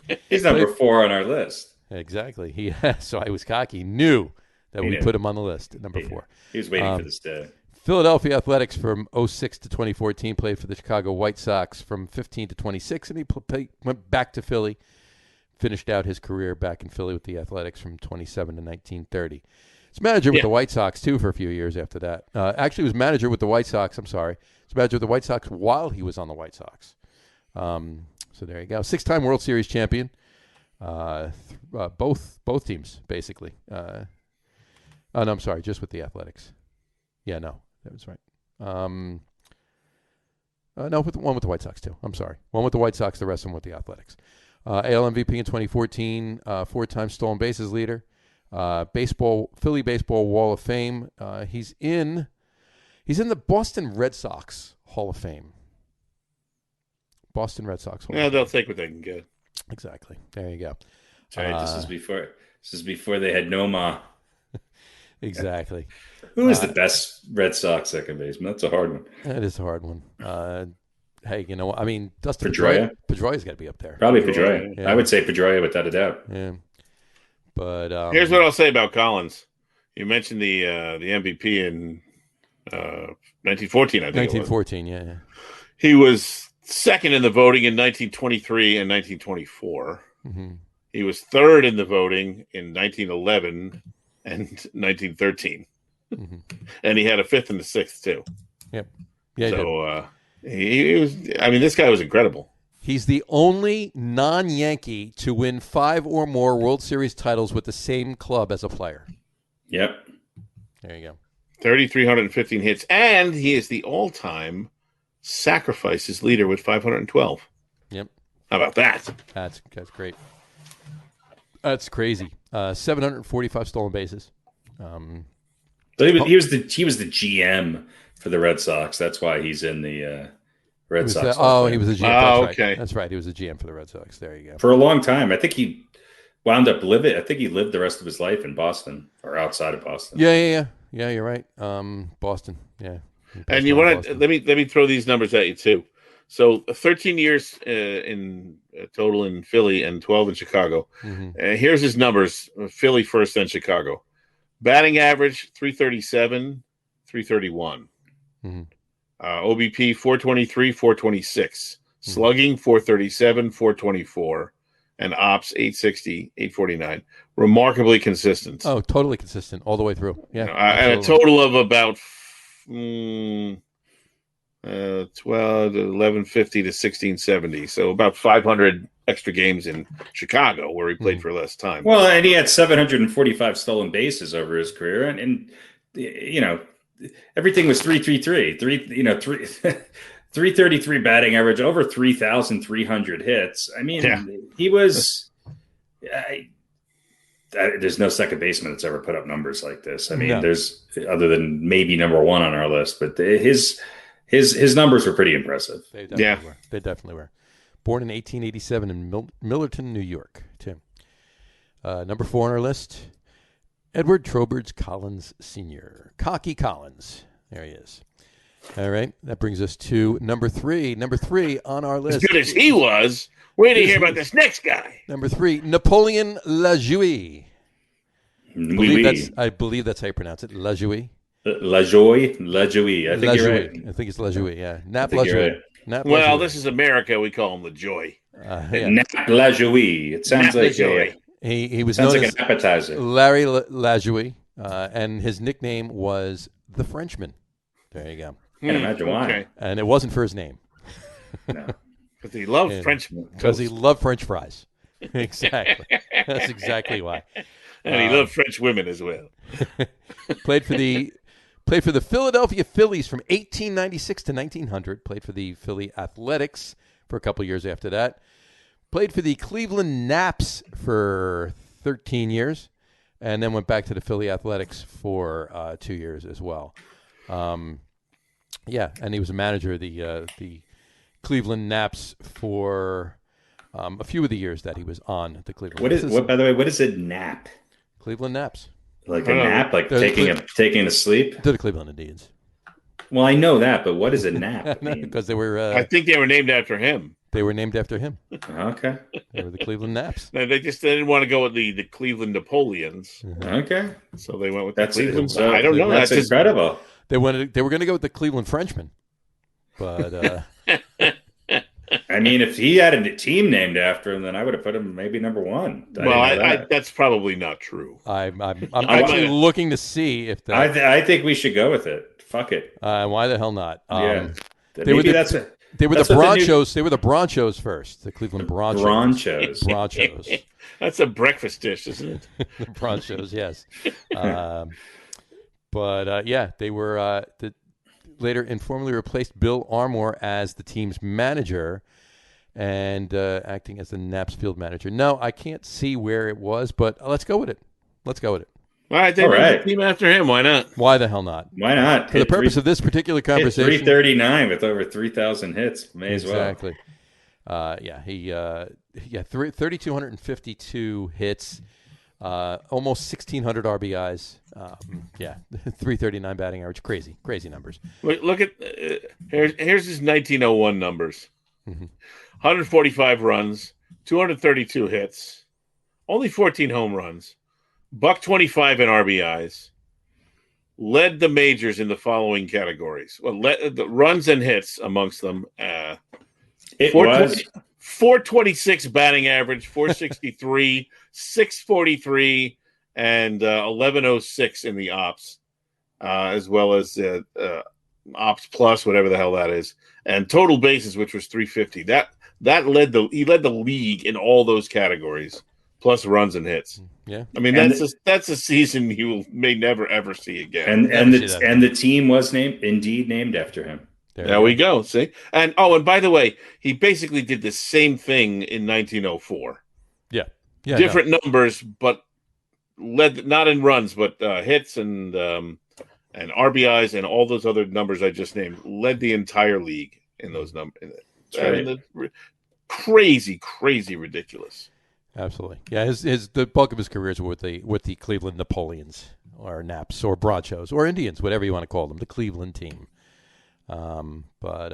Crazy numbers. And 5-time AL batting champion, home run leader. 5 times. AL home run leader in 1901, and he only hit 82 home runs in his entire career. Mm-hmm. Yeah. So, there you go. I mean, he stopped hitting home runs. He's a guy who hit 361, 426, 378, 376, 383. Yeah. Yeah. Crazy. He was a system second baseman. He definitely deserved to have a system team named after him. There you go. There you go. Number 3 on our list, Nap Lajoie. Well, listen, one day we might have like the Butte Canoes, right? We could have the Butte Canoes. The Houston BGOs. If they keep expanding. The Houston Craigs. It's got to be the first name. The Houston BGOs. Oh, that's right. It's got to be the first name. So it's got to be the Houston Craigs. Yeah. Well, the Houston Jose's. The Butte Robinsons, that would be a dispute. That's right. Cano could say they're named after him, but people might think otherwise. The Butte Robinsons. There you go. That could be different. Speaking of Robinson, that brings us to our number 2B. The name of for which Robinson Cano was named after Mr. Jackie Robinson. Jackie Robinson. He's tied for second, so he's 2B. Jack Roosevelt Robinson. Obviously played his entire MLB career for the Dodgers. Played for the Kansas City Monarchs in 1945 in the Negro Leagues prior to joining the Brooklyn Dodgers. 6-time All-Star, World Series champion in 55, NL MVP in 49, Major League Baseball Rookie of the Year in 47, NL batting champion in 49, 2-time stolen base leader. His number 42 is retired by the Dodgers, as well as every other Major League Baseball team. Monument Park honoree, Major League Baseball All-Century team. Of course, he's in Cooperstown. That goes without saying. Lifetime batting average, 311. 137 home runs and only 734 RBIs. But he started his career at 28. Yeah, he did. In the majors. Mm-hmm. So imagine if he had even 6 more years in his early prime there. I mean, just unbelievable. Oddly enough, who's what's the kid from, what is his name? I have no idea what you're talking about. Mazika. Patrick Mazika from the Mets. He's 28 as well. He started his career with the Mets with 28. So, hey, he can only be as lucky to have half the career that Jackie Robinson had. So. I think about the pressure he was under and the circumstances for which he came into the league. I mean, just pretty unbelievable when you think about it. Mm-hmm. Yeah, there's a reason why, all of baseball wears his numbers on certain days. Absolutely. Yeah. Absolutely. And his number has been retired by was it all baseball teams or every baseball team? Every baseball team. The only team, the only person, Mo was the last person wearing 42 for the Yankees. For the Yankees. Every other team had it retired. So now the Yankees have it retired for Mo and Jackie Robinson. Pretty amazing. I mean, look, we don't have to go on too much about Jackie Robinson, but one of the most sort of inspirational people in the history of sports, and maybe just in the history of the United States. Sure, absolutely. All right. Well, there you go. Number 2B, Mr. Jackie Robinson. Brings us to number 2A. Number 2A, Mr. Joe Morgan. Joseph Leonard Morgan. Played for the Houston Colt 45s / Astros. That's right. The Astros did have another second baseman on this list.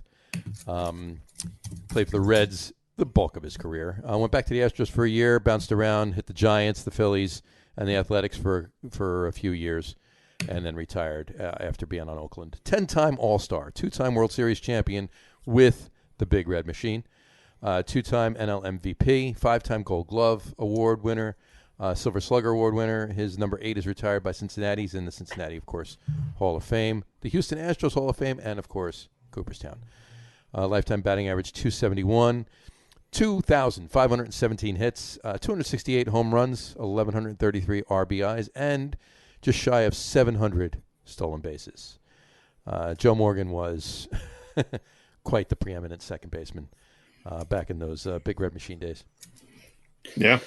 Yeah, and I remember him more as an announcer, and he was a pretty great broadcaster as well. Oh, yeah. So, I look at Morgan's numbers, and I think that they don't jump out quite as much as some of the other people on and that's surprising, because when you think of second baseman, I think for anybody our age or maybe a little older or a little younger, Joe Morgan's going to be within that first, maybe the first person that kind of jumps out at you. Sure. But I just think it was what he meant to those teams and how good those Reds teams were for those, 4 or 5 years. Right. They were, what were they, one more year away from really being a dynasty. So,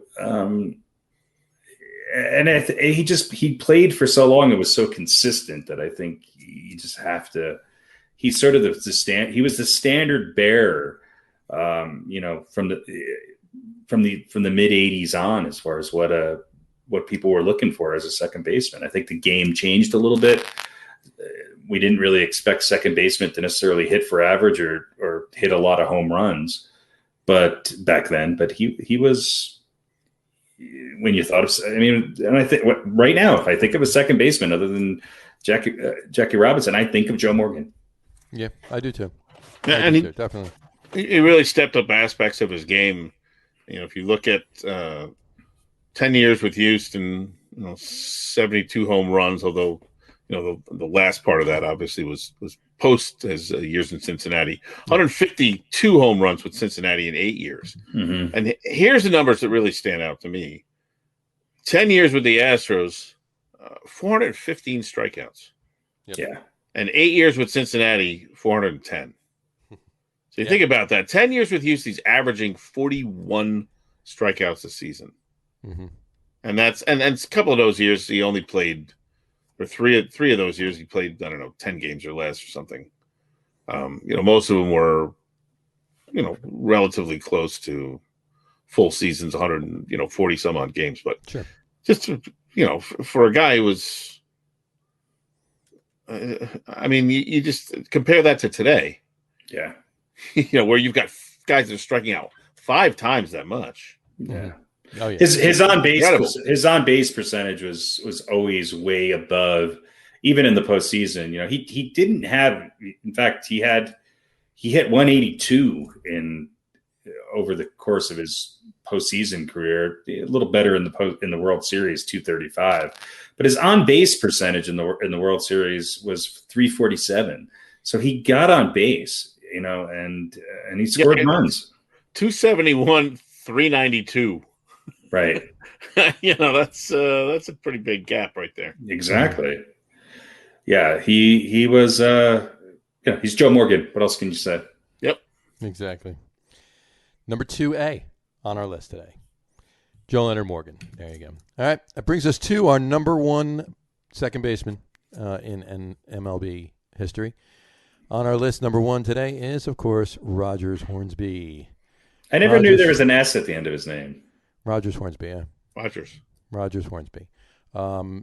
Grandfather of Bruce, I believe. Yes. That's just the way it is. Mm-hmm. There you go. Rogers Hornsby Sr., the Raja. Played for the Cardinals for 12 seasons. Played for the Giants, then bounced around, played for the Giants for a season, Boston Braves. Played a few years for the Chicago Cubs. Excuse me. Then went back to the Cardinals for a season and finished up with the St. Louis Browns. The St. Louis Browns, which became anybody?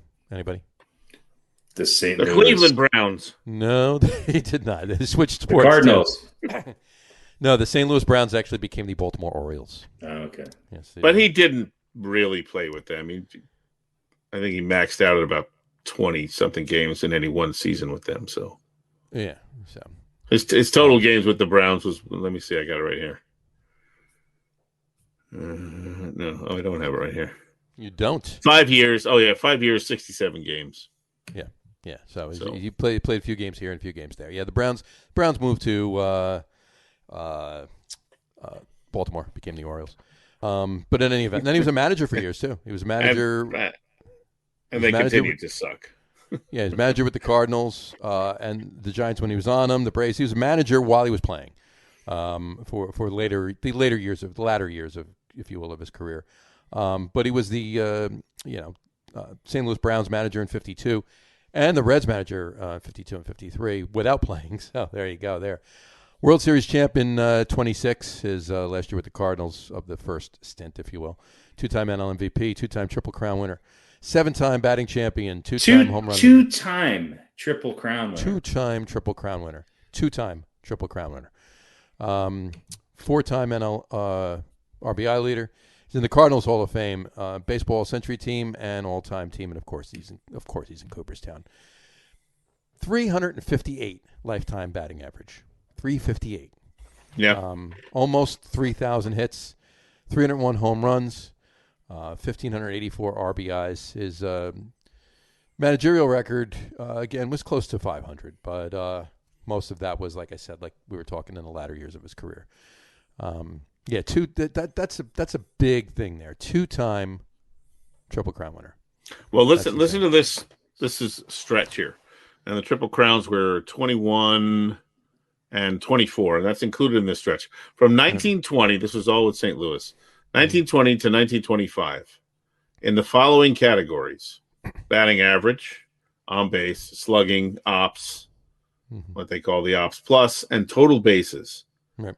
With the exception of 1923, the total base category, though that stretch of years from 20 to 25, he led either the National League and or all of baseball in all of those categories. Mm-hmm. Every year from 21 through 25. Yeah. He batted. And that includes those 2 Triple Crowns. Oh yeah, he batted. Well, there's only been 18 Triple Crown winners. Yeah. In the history of the game. There's only been 2 people who have won it twice. Mm-hmm. Hornsby, and guess who the other one was? Tell us. Ted Williams. Yeah. Mm-hmm. I mean, and so. But I mean, just. And the last 21, person to do it was Miguel Cabrera. It's been since 2012. Yeah. And before that, it was 1967. So we went from 67 to 2012 before somebody won the Triple Crown. 45 years. Yeah. It is an incredible feat. And the fact that he did it twice within, 4 years is unbelievable. 3 years. In 3 years. And his numbers were almost exactly the same. Yeah, they were. He batted 400 or more 3 times during his career. For the year. 401, 424, and 403. And look at his ops numbers, 1920 to 25. 990, 1097, 1181, 1086, 1203, and 1245. 1245. What year was 1925? That was 1925. What year was his OPS? The other 11. The one right before the 1245. 1203. 1203. Yeah. What year was the OPS there? That was 24. That was 1924. 1924. He was second in the MVP, and then the next year he went 403, 489, 756, 1245. Right. 381 total bases. and he won the MVP. I mean, this is sick. Crazy numbers. His career batting average of 358 is second to only Ty Cobb. Ty Cobb's the only one. Ty Cobb's is 366. Ty Cobb's career batting average. That's outrageous. One championship. So he got the championship in there. He got the championship in there. No, he wouldn't have made the list if he didn't. He won it with the Cards the last year, 2015 to his 12th year with the Cards. 2-time Triple Crown winner, both times hitting over 400. Mm-hmm. 2-time Triple Crown winner, both times hitting over 400. To put that into perspective, correct me if I'm wrong, I think that's almost 50 points higher than Ted Williams' average when he won the Triple Crown. It's insane. Mm-hmm. It's insane. It's absolutely insane. It's ridiculous. So. Yeah, and he was playing right around 140 games too. Yeah. So it wasn't like he was playing 120 games and resting on his laurels. No, he drove a cab. He drove a cab before every game. No. Yep. 250 hits in 1922. Yeah. 250. 250. That's insane. That's insane. That's when ball players were ball players. That's right. And that year, 42 of them were home runs. So he had 250 hits, and kind of close to 20% of them left the yard. Yep. Crazy. And he didn't win the MVP that season or the Triple Crown. Led the National League in all those numbers and baseball in a couple of them, but no Triple Crown that year. No Triple Crown that year. He waited a couple years. He said 401. I can do better. There you go. That's right. Yeah, he was. Hold my beer. I think he was our consensus. Wasn't he number one on everybody's list? Yeah. He was number one across. I mean, you look at the stats and you're just like, geez, I always knew he was the best second baseman all the time, but I didn't realize just how incredible he was. I mean, he's got to be up there as one of the top players of all time. I mean, without a doubt. Well, you mentioned him in the category with Ty Cobb and Ted Williams, and absolutely, it's crazy. But there you have it, folks. There's our top 10 list for the night. We finished it up with our number one second baseman of all time, Rogers Hornsby. All right. What can you say about him? I mean, it's just insane the feats he was able to. I can say that he is number one on the Get On With It sports podcast, top 10 second baseman of all time. The Get On With It sports podcast. And I can say that his Aaron Boone nickname is Hornsby. Hornsby. You don't have to change anything. I think his nickname to anybody is Sir. There you go. Or Mr. Hornsby. We'll leave it at Hornsby. The Raja. That's right. There you go. All right. Rogers Hornsby, folks. All right, that brings us to our section of the show. The Get On With It. We're going to get on with it with our Old Balls segment. Old Balls. Harry, tell us who our Old Balls recipient is today. This week's recipient of Old Balls is somebody who, when I think of second baseman, there were two guys from the late 70s and early 80s that I just thought of reminded me of second baseman. And I just went with this guy because he had a slightly better mustache than the other one. Our Old Balls recipient this week is none other than Bobby Grich. Bobby Grich played for the Orioles and the California Angels, played for the Orioles from 70 to 76, the California Angels from 77 to 86. And he was just one of these guys who he was one of the first real power hitting second basemen, at least of that era. He was a 4-time Gold Glove winner, won the Silver Slugger Award in 81, led the American League in home runs in 1981, and was a 6-time All-Star, 3 with the Orioles and 3 with the Angels. And I think he's one of these guys who's probably a bubble Hall of Famer. He's not going to get in, but he was a hell of a good second baseman. And on those Orioles teams and those Angels teams, he was one of the guys who really was a standout player. And he was a great defensive second baseman and he was the first second baseman, to lead the American League in home runs since Nap Lahoy. or however the hell you say his last name. Lajoie. There you go. And in either league since Rogers Hornsby in 1929. So he was kind of a precursor to some of these power hitting second basemen that came, a decade later, and was a great defensive second baseman and was part of a really good Angels infield in those days. So I don't know. Here he is. When I think of old school second baseman, he came to mind. Both him and we'll give a nod to Davey Lopes as well. In those days, when I think of second baseman, that's who I think of. So there you go. This week's old ball's none other than Bobby Grich. Bobby Grich, this week's old balls. Yeah, and he was the first inductee into the California Angels Hall of Fame. Yeah, because the Angels were, they hadn't been around that long. So, but that was a good team. Then the 85, 86 Angels teams with Rod Carew and Reggie Jackson and Doug DeCinces and Bobby Grich, hell of a great team, and they were very good defensively. Another known fact, little known fact, I should say.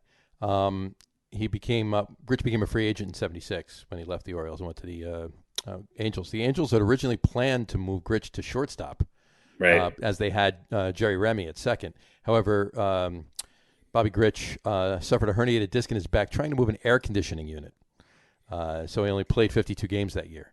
Angels traded Remy to the Red Sox and moved Grich back to second for the '78 season. So we can thank the air conditioning unit for keeping him at second, so he could be on this list. So he could be our old balls tonight. Yeah, exactly. So, well, there you go.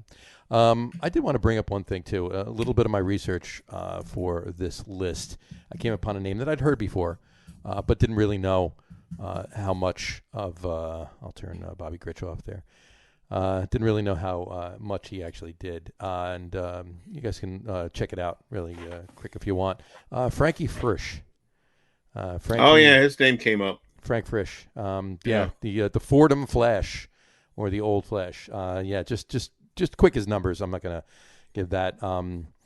Whatchamacallit. He played for the New York Giants and he played for the Cardinals too. Played for the New York Giants for 7 seasons, 8 seasons. 8 seasons, and then he played for the Cardinals for 12 seasons. But his lifetime batting average 316, almost 2,900 hits, 100 home runs, 105 home runs, almost 1,300 RBIs, and his managerial record afterwards after he was playing, his winning percentage is 514. He managed for a while, 33 through 51. He was a manager. Of the Cardinals, Pirates, and the Cubs. Finished up with the Cubs. But he was a 4-time World Series champion in 21, 22, 31, and 34. 2 with the Giants, 2 with the Cardinals. And 3-time NL stolen bases leader and a member of the Cardinals Hall of Fame. And, of course, he's in Cooperstown, too. But his numbers, when I saw that, I'm like, we got our list. But I couldn't let it go. Not that he's on the list or even old balls, but I just had to mention him. He's 11A on our top 10 list. 11A on our top 10 list. There you go. Frankie Frisch. The Fordham Flash, or Old Flash, as he was called. In later years, I could imagine. But anyway. So, yeah, when he wasn't quite so flashy anymore. He wasn't quite so flashy anymore. Isn't that the Fordham Flash? No, he's Old not, Flash. Not anymore. He's not Old anymore. Flash. All right. By the way, good win by the Yankees there. There you go. Yeah, 1-0. Cole went 8 innings and 8 innings, 4 hits, and 12 strikeouts. Yeah, and Chapman comes in and closes it. And who got That's what's supposed to happen, though, isn't it? Hicks got the RBI, I think. Yeah, there we go. Hicks on a sacrifice fly. He put the bat on the ball. Oh my God! It's amazing how that that happens. Produces positive results. Look at that! In this case, a win. So that's. I think they swept. They swept the. Did they sweep? They swept the Rays, which is look. The Yankees are. Yeah. It's only a 2-game series. Did they play on Monday? I don't know. Well, is this game 2 or game? I think it was 3. I didn't know if this was game 2 or 3 though. I'm not sure. So yeah, whatever. They did something good. There you go. They did. All right. Let's talk NFL just for a quick little bit. A couple things went on today. They announced the schedule for this year. Yay! The Giants start the season with home week 1 against the Broncos in MetLife. So that should be interesting for you. Now, is that going to be the Aaron Rodgers Broncos? Yeah. Well, you know what? It could be. It could be. Look, if Aaron Rodgers leaves Green Bay. Oh, tomorrow is Game 3, by the way. Yeah, tomorrow is Game 3. I think there's only one team he's going to. Vegas Broncos. No, I think it's Denver. I think it's Denver. Why would he want to go to Vegas? Yeah. I don't know. I mean, that's just. Why would anybody want to go play for that motherfucker? Sit a couple tables. I just don't get it.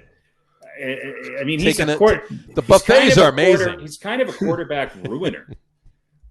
Yeah. Yeah, that's true. I agree. I think either Denver or maybe New Orleans. But I think Denver's enough. New Orleans. I don't see him going to New Orleans. New Orleans just can't make it work without giving up everything that would have tracked him to New Orleans. Yeah, that he would need to actually win there. Yeah.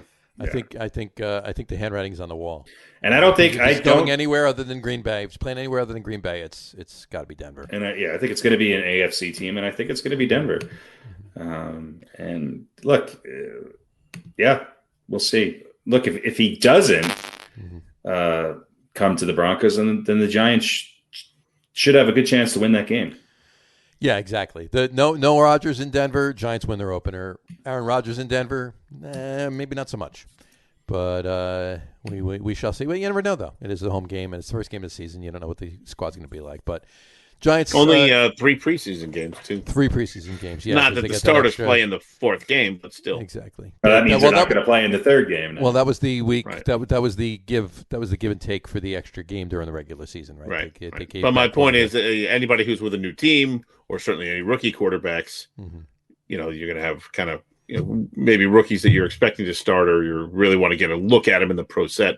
They're going to have less time to actually get in there. To get in there and do anything, yeah, sure, yeah, absolutely. But Giants' schedule, just to breeze through it really quick, week 1, home for the Broncos. Week 2, at Washington. Week 3, at home for the Falcons. Why are we going through the football schedule now? And I'm just doing the first 4 weeks. I just said that. Oh, okay. Oh, all right. So they're back and forth. They're home, away, home, away. That's all I was going with. And then week 5 is at the Cowboys. So that'll be an interesting thing. That's the second season in a row. Because there were years, for many years, the Giants' first game of the season was the Cowboys, and usually in Dallas too. This is the second year in a row where they're not playing until middle of October. So, but over to the Jets. Interesting. You see who the Jets' first game is, right? Yeah, away in Carolina, so they get Sam Darnold right out of the gate. Yeah, I know, I get it, but I think they should have waited. Do you think the NFL did that for a reason? Well, they obviously did, but it could backfire because we don't know if Zach Wilson is going to start. Now, right. They may know that Zach Wilson is going to start. Well, I mean, we don't even know who the Jets' journeyman backup is going to be at this point. Yeah, exactly. They haven't gotten them. They're going to go out and get somebody. And you know what? The first name that popped into my mind when they said, because I was listening to a couple of reports over the last couple of days saying that the Jets are obviously going to go sign a veteran backup. And if Zach Wilson's not ready, obviously he's going to be starting. But the first name that popped in my mind, Colt McCoy. Yeah. Let me let you in on a little secret. Let us in on a little secret there, Harry. Zach Wilson is going to be starting for the New York Jets. I think no matter what. I know. No matter what. I know. I think that this was the NFL, making sure that putting their 2 cents in and making sure, because he has to. He has to. Mm-hmm. This is it's an actual triple revenge angle, kind of, sorta, if you will. Sam Darnold against for the Panthers against the Jets, the team that gave up on him. Robbie Anderson is the first time he's facing the Jets since he left the Jets, and reunited with his favorite quarterback. Exactly right. And then Matt Rule, who the Jets almost hired but went with Adam Gase instead, will be on the other sideline. So. It could prove for a couple of interesting things, but I don't think much is going to come of it anyway. But I think Harry's 100% right. Zach Wilson starting for the Jets. Yeah. The Monday night game sort of surprises me. Ravens Raiders. Yeah. I guess they wanted to have a game I don't know. Well, what's the Thursday night game the week before? Because that's the kickoff, right? The Thursday night game before the first week 1. Cowboys and Bucks. Cowboys and Bucks. There you go. And in Tampa. In Tampa. Predictions for that game? We're not doing beaten by the coin. I say that. I think the Bucks will get off to a good start. I think the Bucks will get off to a good start too. And then speaking that of could be a double-digit win for the Bucks. I think the Cowboys are going to be a lot better this year. They're going to be better. Yeah, but I don't know if their defense is going to be better right away. Right, no, they're going to need a little bit to gel. So yeah. But speaking of the Bucks, Giants play the second week Thursday night game. Yeah. Yes, they do. Thursday night, and it's against the football team. Against the football team. I thought they were going to have a name this year. They have to have a name before. They said it was just 1 year, right? They were going to just 1 year, and then they're just going to stay with the Washington football team. Well, you know what? They might have piles and piles of merchandise. Why don't they name it after? Why don't they make so much for one? Why don't they name their team after a player and call it the Riggins? The Washington Riggins. It'll be the Washington Johns. Or the first name. We can do the last name. How about the Washington Joes? The Joes. The Washington Joes. Yeah. The Washington Joes. Or the Joe Thighs. The Joe Thighs. There you go. Or the Joe John Rig Thighs. The Washington Joe John Rig Thighs. All righty. Joe John Rig Thighs. What else with the NFL there, John? Washington Bradford Darnold. The Washington Thighsford. Oh Jesus, this is taking a weird turn. All right. I'm not going. I'm going to stop. Anyway, this is the biggest news with the Giants do play the Bucks on Monday night. By the way, Giants do play the Bucks on a Monday night. Yes, they do. Speaking of the Bucks, thank you for that segue again, Harry. Brady wants a championship rematch versus the Giants. This came out today. He's stated that he wants a championship rematch against the Giants. Clearly, it can't be the Super Bowl now, obviously, but he wants to go to the NFC Championship game this year, but he wants the Giants to go too. No, that's not going to happen. The Giants going to sign but Eli. Tom Brady wants it. Giants going to sign Eli and bring him back just for that game. Yeah. Just for that game. Just for one game. Well, they got to get there first. They might have to. Yeah. If they're close, they might bring Eli in for the. Is he going to want a rematch with the Eagles too? I mean, come on. Well, hey, you know what? Yeah. This is what he said. He said Brady is still out for revenge against the New York Giants after losing 2 Super Bowls to Eli Manning and company. I don't know.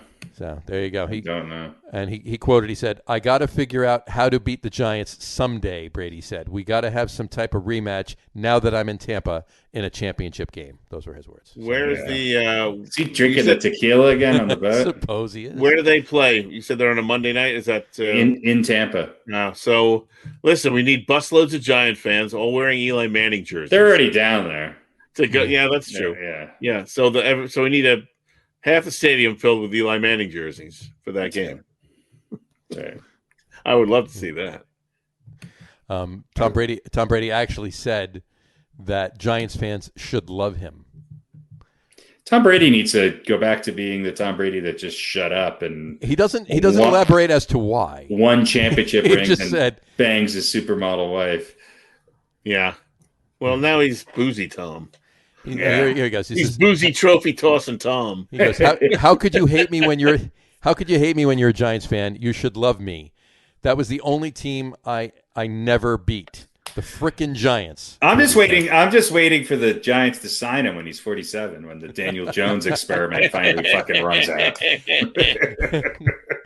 No, he's going to play till 50 now. He's going to play till 50. They're going to get the last 3 years. 47, 48, 49, 50. We'll take it. Why not? Well, then they'll bench him for that's right. Michael Smith, who's the son of Gino. That's right. There you go. Bench him in the last couple games in his final season. Gronk will come back for 2 games. He'll be the first robot to be comprised of half man, half parts. And maybe Rosie can get involved with that. It'll be great. The Giants will sign Tim Tebow as an offensive tackle by then. There you go. Speaking of Tim Tebow. The Christian clap. He just keeps coming back. Tight end now with the Jags. He reunites with Urban Meyer, right? He reunites with Urban Meyer. It's his hometown. It works perfect, right? So you know what? It gives me good reason to hate the Jacksonville Jaguars. I mean, it's... Hey, he won a playoff game for your second hometown team there, you know. Yeah, and I hated him through all of it because I knew that by winning that game, he was going to be the white hero to every most overrated player in the history of the game. He's just Christian Clapp. Well, they're going to suck, right? Jacksonville's terrible. Yeah. Yeah, well, they got, so, hey, they're going to He's not going to be the difference between, how many games? He just won't go away. Just go away. Between just go 8 away. and 9 and 9 and 8, I don't think he's going to be the I difference. guess maybe the only good thing is I don't have to hear him talking on sports shows in the morning anymore. I don't know. Well, it was only on the SEC network, right? No, he was on. Well, he was always a guest on every ESPN show that's just true, yeah. Because a certain segment of society loves the guy. Yeah. Oh, he just annoys the shit out of me. There He's worse than a country music awards show. That's saying a lot. Yeah. And to wrap up NFL, I got one graphic for you, and it's pretty graphic, I might mind you. All right. Have you seen the comparison between the two quarterbacks in New England? No. All right. Well, first of all, they're opposites, right? Because one's Cam, and the other's Mac. You reverse Cam, and it's Mac. You reverse Mac, and it's Cam, right? They're opposites. You reverse Newton, and you get Jones. Jones. But here's another proof positive as to why they're opposites. Here we go. There you go. Those are two opposite guys right there. There you go. Mm-hmm. So the dad bod, he's definitely Mac Jones is definitely rocking that dad bod with the cigar there too. One wears a headband and the other doesn't. One wears a headband, the other doesn't. You know what they each have? 0 Super Bowl wins. There you go. This is very true. But yeah, there you go. Oh, and I saw that earlier today, and I just had to share that with you. Imagine Cam Newton as a tight end, though. Folks on the imagine Cam Newton as a tight end. There you go. Or a power forward in the NBA. Folks, listen to the audio podcast. If you really want to see the picture that I just put up, obviously you're gonna have to go on Facebook or YouTube and check it out. I would advise you don't, but why not? What the hell? Ultimately, it's disappointing. Ultimately, it's a little disappointing. So there you go. All right. That should wrap up the NFL. Mac and Cam. That's got to be like a documentary, right? That Mac and Cam. crew that follows them through training camp and stuff. Mac and Cam. Cam and Mac. I think Mac and Cam has a better flow. Mac and Cam has a better flow, but sort of a junior version of what is it, Hard Knocks or whatever they call it. Cam Newton's only 32. Right. It's incredible. I don't know. I mean, I hate to throw this out there, but is he a borderline Hall of Famer? Cam Newton? I don't think so. I don't know. I don't think so. I mean, MVP award. If he does some amazing stuff for another 3 times years Pro Bowler, maybe college football Hall of Fame. Probably go to the Super Bowl. Listen, I'll be interested to see what he does this year because I think, look, we know what he did last year, right? He couldn't throw the ball, blah blah blah blah, and then he got COVID. Mm-hmm. He's a career 60%. He's a career 60%. But he was worse after COVID than he was before COVID, and he still ran for over 500 yards. And he had a run, right? But I'm saying if he can come back and throw the ball a little bit and run and score some touchdowns, then he might be a serviceable quarterback. Very true. Very true. They don't have a lot of talent around him. I mean, it's the reason why Brady left, and they've lost. He lost his best receiver. If the chances of Zach Wilson starting game 1 are 100%, what is the percentage for Mac Jones? 50-50. Yeah, it's 50-50 at best, right? I think Cam Newton is going to be the starter in New England. I don't think Mac Jones is going to be starting. I think Belichick's smart enough to not Joe Burrow Mac Jones. Yeah. So, but look, Cam Newton's injury prone too, so Mac Jones might be thrown into the mix sooner than later. Well, and look, how did Tom Brady? He Lou Gehrig did, right? Wally Pep. He didn't get in the game because he was just outplayed Drew Bledsoe. Bledsoe got hurt. Right. Sure. And then he got in the game, and but it wasn't Brady's first year. No, but I'm saying he was right. He was and Brady was also a 6th-round draft pick. Yeah, 498th pick or whatever it was. But so I don't know if they were grooming him to be the next great quarterback in New England. No. At the point he got in there because of injury and made the most of it. Right. That could happen for Mac Jones too. Exactly. Hey, I don't know if they're obviously grooming him to be a future starter, but I don't necessarily think they're thinking this year. I think they're going to ride with Cam Newton. I don't think unless he gets hurt. The Mac Jones odds to start Week 1 for the Patriots is listed as plus 500. So that what does that actually mean? Yeah, that's a good question. So that's about 50-50, isn't it? Yeah. What does that number actually mean? Half. He'll start once out of 500 seasons, 500 universes. 500 universes. He starts in one of them. I don't think there's any. Honestly, I don't think unless Mac Jones just like lights it up in training camp and the preseason. Right.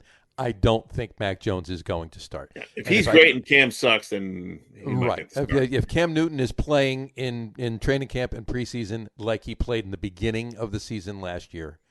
And Mac Jones is lighting it up. But you got to remember too, Mac Jones is going to start as the number 3 quarterback in camp. That's what Belichick said. Yeah. So, I look. I think it's good to sometimes sit a quarterback for the first year. I think it is. It's always good to sit a quarterback for the first year. If it can be done, then fine. It should be, and it should be. I think a lot of quarterbacks around the league would agree with that. Aaron Rodgers, whatchamacallit? Steve Young. Steve Young, thank you. Well, Young was there for a long time. He was there for like 6 years or something like that. But if look at it this way though, and we mentioned it before, if Cam Newton winds up becoming the backup quarterback to Mac Jones, Cam Newton's been a backup quarterback to a trophy winning quarterback before. Right. In college. I mean, it was Tim Tebow's deja vu, huh? Yeah, you were talking about Zach Wilson too. Do the Jets still have Trevor Siemian on their roster or no? I don't know. I don't know. He got hurt, right? He got hurt. I know that, but I'm just wondering if they dropped him. That's my question. I'm wondering if he's still on the Jets roster. That's a good question. We will see. Look at this. Here we go. He is. No, he's on. No, Trevor Siemian. Yeah, Trevor Siemian is on the Saints. Saints. Oh yeah, that's right. He was signed by that. I couldn't remember what happened to him after the Jets signed him. Mm-hmm. How about Joe Flacco? Joe Flacco's on the Eagles, right? I know, but I don't know who the Jets are going to get as their backup.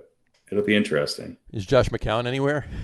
Right. Well, yeah. Go back for another stint. Why not? Right. Whose name did I hear the other day?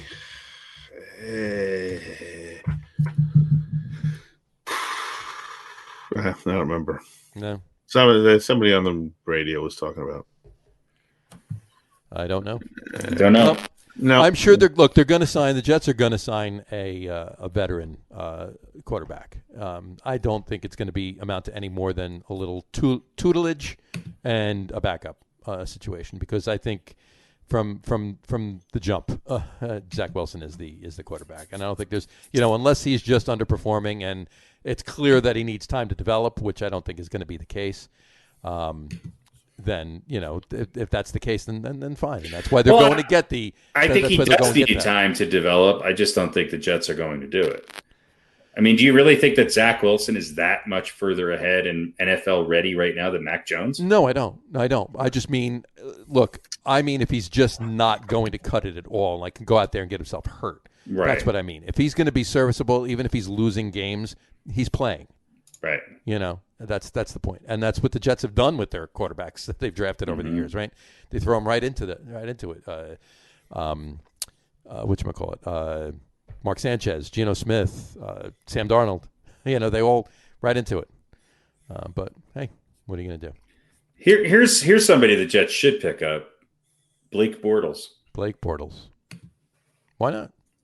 Brian Hoyer. That was the name I heard. Brian Hoyer. There you go. Yeah.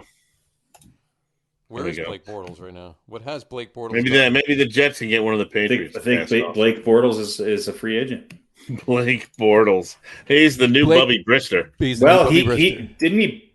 It wasn't that long ago that he was in the championship game, wasn't it? I mean, yeah, but they weren't there because of him. Well, yeah, they were there in spite of him.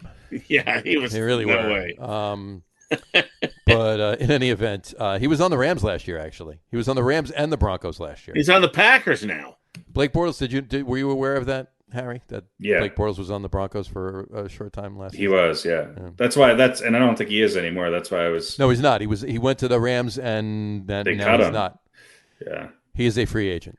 Blake no, Bortles there's a report here that says he went to Green Bay today to sign a 1-year deal. Huh? Blake Bortles went to Green Bay today to sign a 1-year deal. Blake Bortles is the insurance policy in case Aaron Rodgers. Oh my God. Oh jeez. There you go. That's got to make Aaron Rodgers happy. Yeah, Devontae or laugh Adams, one or the other. Devontae Adams is definitely going to stick around for Blake Bortles. Thank you, Devontae Adams. He said he. Bortles will be the backup to whoever they wasted their pick on last year. Love. Yeah. But Adams said if Aaron Rodgers leaves, I got to consider my options. Which I mean, you're a wide receiver. You don't have nearly as many options. Well, you know what? Maybe the Giants could take Devontae Adams because they don't have enough wide receivers. Well, they never have enough wide receivers. I mean, he can just take some advice from OBJ as far as how to wind your way out of a situation. Exactly. Oh yeah. Anyway, well that should do NFL for today. There'll be more as all of that develops, and we're keeping a close eye on the Aaron Rodgers saga. But I don't think it's going to be anytime soon. No, we're not. That's going to be not until June 3rd. At least June 3rd. Yeah. The Aaron Rodgers saga is like a snail walking across, sandpaper. Pretty moves much. at a quarter turn per week, maybe. Nothing has really happened with this story in weeks, and it's too bad because if there's a guy in an organization that I would love to see them work it out and see a guy play his whole career with one team and maybe win another championship, it's Aaron Rodgers and the Packers. But it doesn't look like it's meant to be. He wants out. He does, and it is what it is. It is. All right. Should we talk a little basketball? Basketball. Why not? 3 games left, right? 3 or 4 games left in the regular season. Left, and that game last night, damn it, for the Knicks. They blew would you have a 10-point lead, and that was a tough one. The Lakers needed that one though. Sure, they did. Sure, they really did. But I don't know if any questions have been answered since last week. Well, James Harden's back for the Nets. Yeah. Well, Nash said earlier in the week that it was definitely possible that Harden plays before the end of the season. Definitely possible. I thought they might bring him back for a couple of games. Well, there you go. There you have it. I mean, if for only that we know the big three haven't played together very much, and it's kind of been a given that they're talented enough they could sort of step in and do it. Right. But depending on how it's a conditioning thing. You want it is. And you do want those guys to play together. Look, they could have a short first round of the playoffs, right? Mm-hmm. And then they're going to run into some tough teams, and so you want a little more than maybe 4 playoff games of those guys playing together after the total of 7 during the regular season. Mm-hmm. So bring it back for a couple of games. Is Kyrie hurt again? He got elbowed last night. Yeah. So again, So out of all of guess who was the Nets' leading scorer tonight? Blake Griffin. No, Landry Shamet. Good. There you go. On a hot streak. Oh yeah, there you go. Well, let me ask you guys this question, because we've talked about this before, and of the possible 2-man combinations of the big three, right? Durant and Harden. Durant. See, I would have said Durant and somebody would be better than Kyrie and Harden, but Kyrie and Harden, they were rocking and rolling when Durant was out for 20 games or whatever. I'm starting to think they might be the best combination, because I think Harden makes other players around him better in a way that Durant doesn't. Right. Although Durant is incredibly efficient and incredible all around. I think Durant makes any team he is on. Makes any team better, but I think 50% better. But I think Harden, look, he plays defense, and when he was playing defense, Kyrie started to play some defense. Let me remind you of the postseason. Let's have a little bit of a walk back to James Harden's postseason play. Okay, Kevin Durant's postseason play. That's kind of the caveat. But I'm saying what we have seen so far, and we've seen more of those two guys together. Right. that might be, again, you're right. Harden could just continue to be lousy in the playoffs, and then it might not matter if it's him and Durant or him and Kyrie.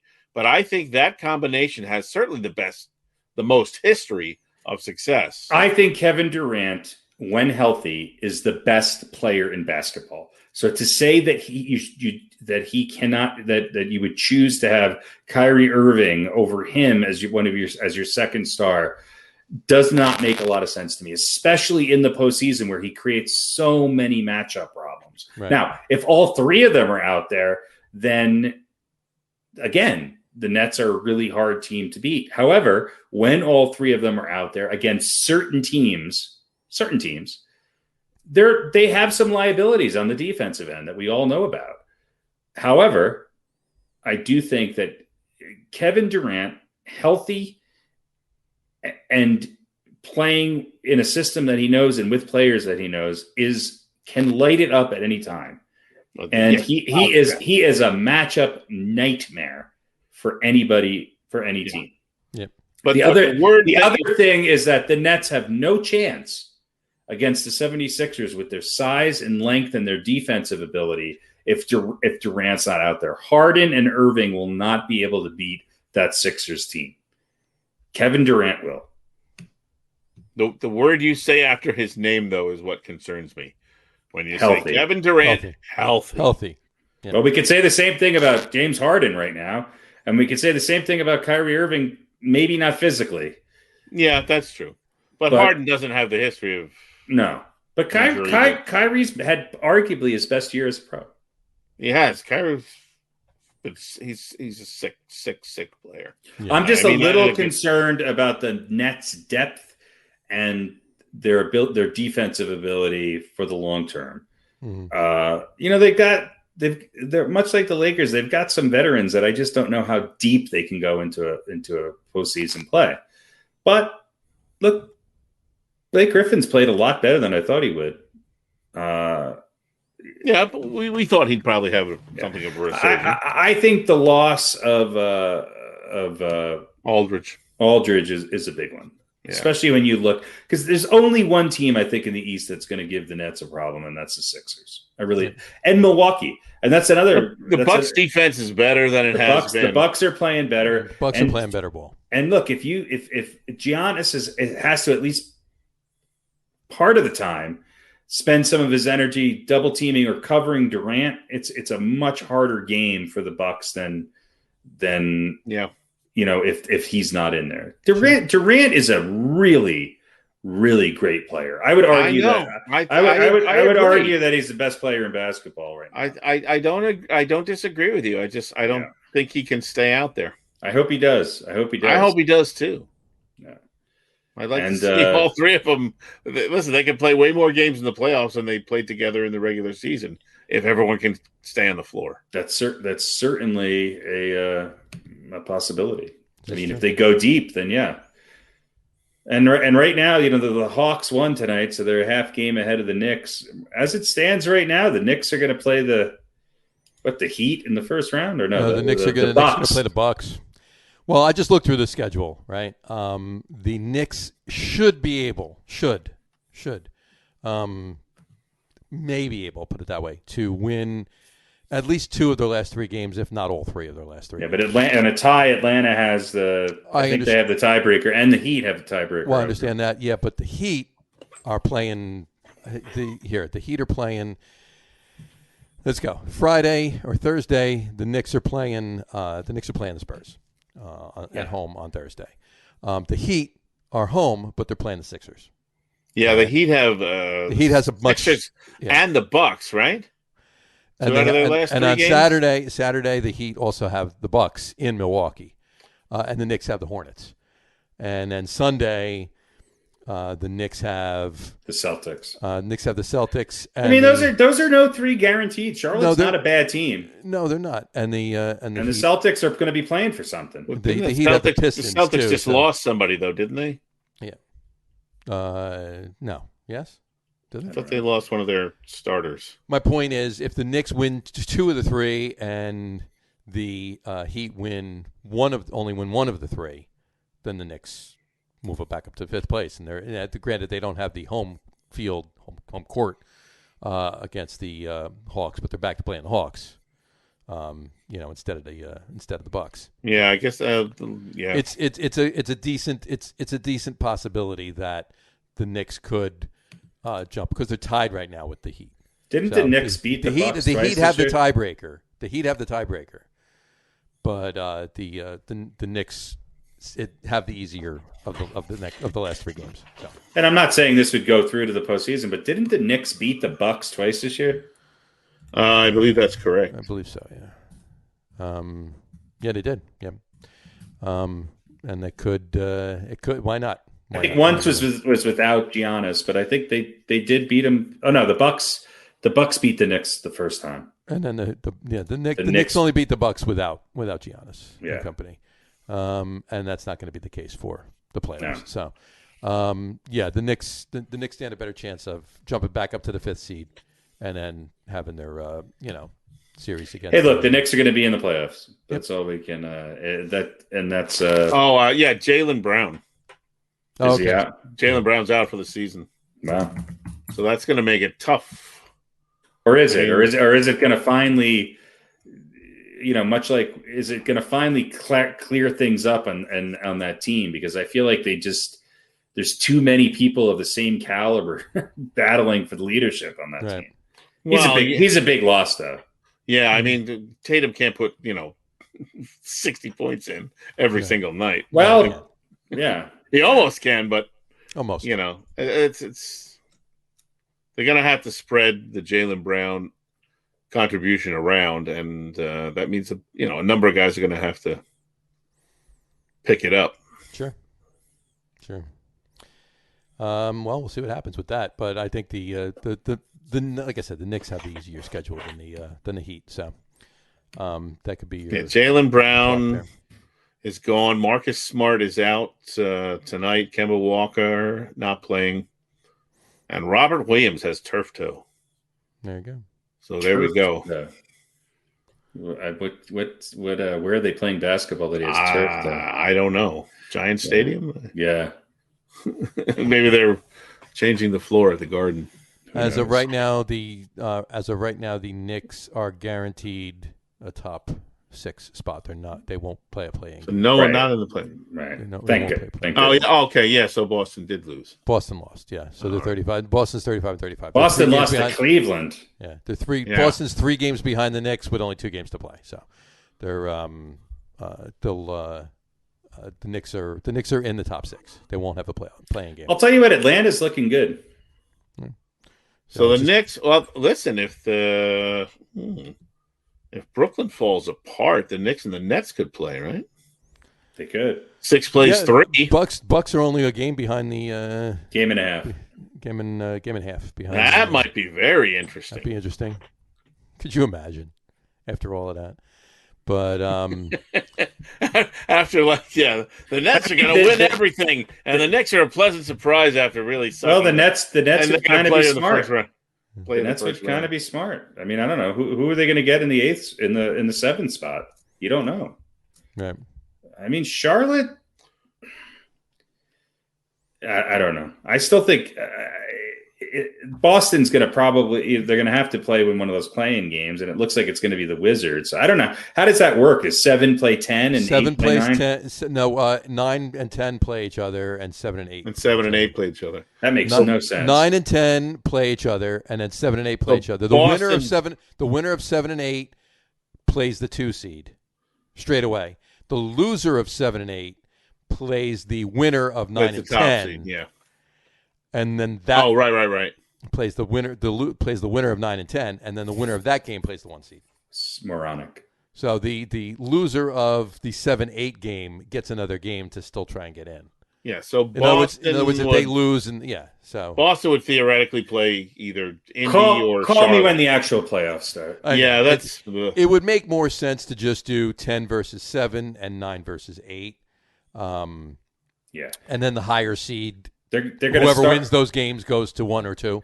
Well, they get to start the fourth quarter with somebody under the basket. Under the basket, extra player and under the an basket. extra ball in his hand too. That's right. So as soon as the whistle blows, he can just throw it up. But I mean, like right now, the Lakers are having a play-in game. Playing game right now, yeah. They're the 7th seed right now. But yeah, I just hope the Nuggets can get past the Clippers, but I don't think they're going to. You don't think so? I don't think so. I mean, the Nuggets have they're only a game back. Well, they're a game back, but I don't think either of the teams should lose the rest of the. I'm trying to remember who the Nuggets have right here. It is the Nuggets have Minnesota, which they should win, Detroit, and then Portland, which Portland's on the bubble for. That's going to be a tough game. That's not a guaranteed win. Yeah, and the Clippers. I think the Clippers have a similar schedule, but I do think they play the Lakers. Let's see here. Do they? I don't know. Possibly. It might be. Maybe. I'm trying to find the other Los Angeles team. The team formerly known as the... Where were the Clippers before? They were in San Diego? No, the Clippers were... What were the Clippers before? They were from... Sacramento? No. Anybody? Did you find it? No. The LA Clippers were from San Diego. At one point, I think they were the San Diego Clippers. That doesn't sound right. They were. Not that I would really know. Oh, they were the Buffalo Braves. Yeah, but more recently. They were the Buffalo Braves. And then they went to San Diego, and then they went to San Diego. Yeah, okay. San Diego for 6 years, 7 years, and then they were 6 years. And then they were then they moved to LA. So the Clippers play Charlotte, Houston, and Oklahoma City. So they should win those 3 games. So I think the Clippers hold on to the 3rd spot. Probably. Look, the Nuggets will have a home, right? They'll be home. They'll be home for the first series. And they'll play, depending on. They'll probably play the Mavericks. Yeah. They'll probably play Dallas afterwards. All right, NBA. There you go. Let's see. We'll know where everything stands because the playing games are start next Tuesday, so we'll know how everything shakes out by the time we're doing next Wednesday's podcast. So Portland's got the Jazz tonight, Phoenix tomorrow, and then Denver on Sunday. So a couple tough games for them. Although they're beating Utah right now, and Utah's Yeah. Still without Donovan Mitchell, to the best of my knowledge. You think that Mavericks are going to beat the Clippers in that round, the first round? No. Well, I don't know. Is playoff P going to be playoff P? Well, that's what I'm saying. I just said if it stays as is right now, and Denver plays Portland and wins, I think the Mavericks will jump ahead of Portland, and I think the Nuggets will play. I see what you're saying. The Nuggets will play the Mavericks. I say in the first round. I got you. All right, and then and Portland will bounce down to 6 and play the Clippers. Mm-hmm. Gotcha. All right. Well, we'll see how that all shakes out. Like I said, we'll know how everything is by the time we're doing next Wednesday's podcast. So. Yeah, it looks like Utah is going to probably wind up still with the best record in basketball, even without their top players. So we'll see. There you go. All right. I don't think there's anything NHL to discuss tonight. Do you? Nope. The playoffs are beginning this weekend, so we'll see how they go. We'll see how they're coming along. We'll do a little bit more of a report throughout the NHL report throughout the playoffs, but they don't even begin till this weekend. So we'll talk more a little bit next week. We'll see how everything's shaking out there, especially with the Islanders in it, of course, and we'll go from there. Mavericks have the Raptors and the Timberwolves, so they could very well. I think they'll win out. Yeah, they could. Yeah, if they could steal this one from Utah tonight, then I think they'll win out. Yeah. Portland's got a harder schedule. Yeah, they do. Yep. So, alrighty then. All right. One other quick note before we go. Did you hear? You talked about Craig. You guys don't want to talk about the continued bloodshed at the Rangers? Nope. Okay. You guys can. I'm signing off. What? No, they fired their coach. Whatever. Yeah, They fired the coach. Yeah, just it's Dolan. They're cleaning house. Right? They're cleaning house. Dolan's cleaning house. Dolan's just getting rid of everybody, and he's going to hire Charles Oakley to manage. He's going to hire Charles Oakley to be the coach of the Rangers. There is some speculation. Tell you what, Tom Wilson would never pull that shit again. There's some speculation. Tortorella. Yeah. I've heard that. I can see that. Bring him in to wear out his welcome in a couple of years, but they got new players now, so they're not. Tord will be okay. Yeah. Well, listen, he does well, has success, and then everybody ends up hating him. But right. But so these guys haven't played for before, so it'll take a while for them to get to that It'll take stage. 2 or 3 good years before they all despise him. Before he's consistent, if not for anything else. Yeah, this is true. All right, so there you go. That's the hockey news. And there us. You have it. And then the one for us New Yorkers. For your hockey news, exactly. And then one other thing I just wanted to bring up, we talked about Craig Carton earlier in the show. Did you see what SNY is doing? No. Beginning May 24th from 4 p.m. to 6 p.m. Monday through Friday, they're going to be airing on SNY the Carton and Roberts show on WFAN. Oh. So you can actually watch them do their radio show for 2 hours. You know what's wrong with that? What's wrong with that? Evan Roberts. Yeah. That's the problem there. So you would have preferred if Craig Carton actually paired up with Joe Beningo? I would prefer Carton with a chunk of wood. Carton with a chunk of wood over Evan Robbins. And maybe over Joe Beningo. That guy's. Whatever. Yeah, but you know what? Evan Roberts seemed to have a little bit more of a foothold in what he talked about and everything else, and the show in general when he was with Joe Beningo than he does with Craig Carton. Because Craig Carton, it's just Craig Carton's show. Benango. Yeah, I mean, Evan Roberts is probably a better sidekick because he can do what he did with Beningo, which is just kind of be agreeable, and be non-controversial, and preface everything with, there's always a caveat, Yeah, exactly. He never makes a statement without saying, well, I'm not really a doctor, but, looks like his leg is broken. His leg's twisted around upside down. I prefer, pardon the interruption. But, I listen to that on the podcast every day. The last time I stopped listening to New York radio with Mike and the Mad Dog were on in the afternoon. So. I don't think I've listened to the Fan in probably 5 or 6 years. I put it on every now and then, and I'm in the car. I don't watch it. I don't listen anywhere else. But if I'm in the car, I throw it on for 5 or 10 minutes to see what's going on. Is Mike Francesa still on in there? No, he's not. No, that's what I thought. Just recently, though, right? Yeah. Year and a half ago, and 3.5 years ago, 2.5 years ago, 2 years ago, 1.5 years ago, and then a year ago. So, Russo's pretty entertaining on his baseball show on the Baseball Network. On the Baseball Network, he is. Chris Russo's pretty good. Exactly. All right. Well, the Yankees are 1 game behind the Red Sox. Until next week. There we go. And then with all these, and I agree with you, that part of the interruption, but you know what? Maybe in a little bit, maybe people will say the same thing about get on with it. So there you go. Weren't the Yankees 5 games back a week ago? Yeah. They were. They've caught all the way up. Yeah. So we'll see how that goes. All right, we'll wrap the show for today with that.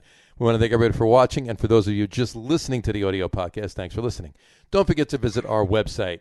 Same website as before, folks, www.logroom.com. That's LAGERROM.com. And please remember, like us and follow us on all of our social media, Facebook, Twitter, Instagram, and our YouTube channel. All of them are at The Log Room. Folks, we have a new Facebook page for the Get On With It podcast. It's facebook.com/GetOnWithItPodcast. So it'll be at Get On With It podcast. And you could go to that as well. We will still be simulcasting, if you will, this podcast on the Log Room Facebook page as well for a little while until everybody makes the conversion over to the new page. But remember, we go live with the video podcast on both Facebook and YouTube every Wednesday night at 7:30. And for those of you who just want to listen to the audio podcast, you can do so on Apple Podcasts, Spotify, TuneIn, and Stitcher. And if you haven't done so already, please subscribe to one or more of those feeds, and you'll never miss a show. Again, thanks for following along with us. Have a great weekend. And have a rest of your week and great weekend. Watch a lot of sports. Enjoy them. Keep track of what's going on with the NBA and the playoff picture as it comes together this weekend. And we will talk to you soon, folks. Have a good one. Take care. Cheers. Enjoy the Preakness, everyone. Hey. That's right. Go Nuggets. Whoever wins, that horse is going to be juiced. That horse is going to be juiced. Orange juiced. Or Baffert juiced. Look at the little Tula. She's talking to the producer. Talking to a cat. And I'm not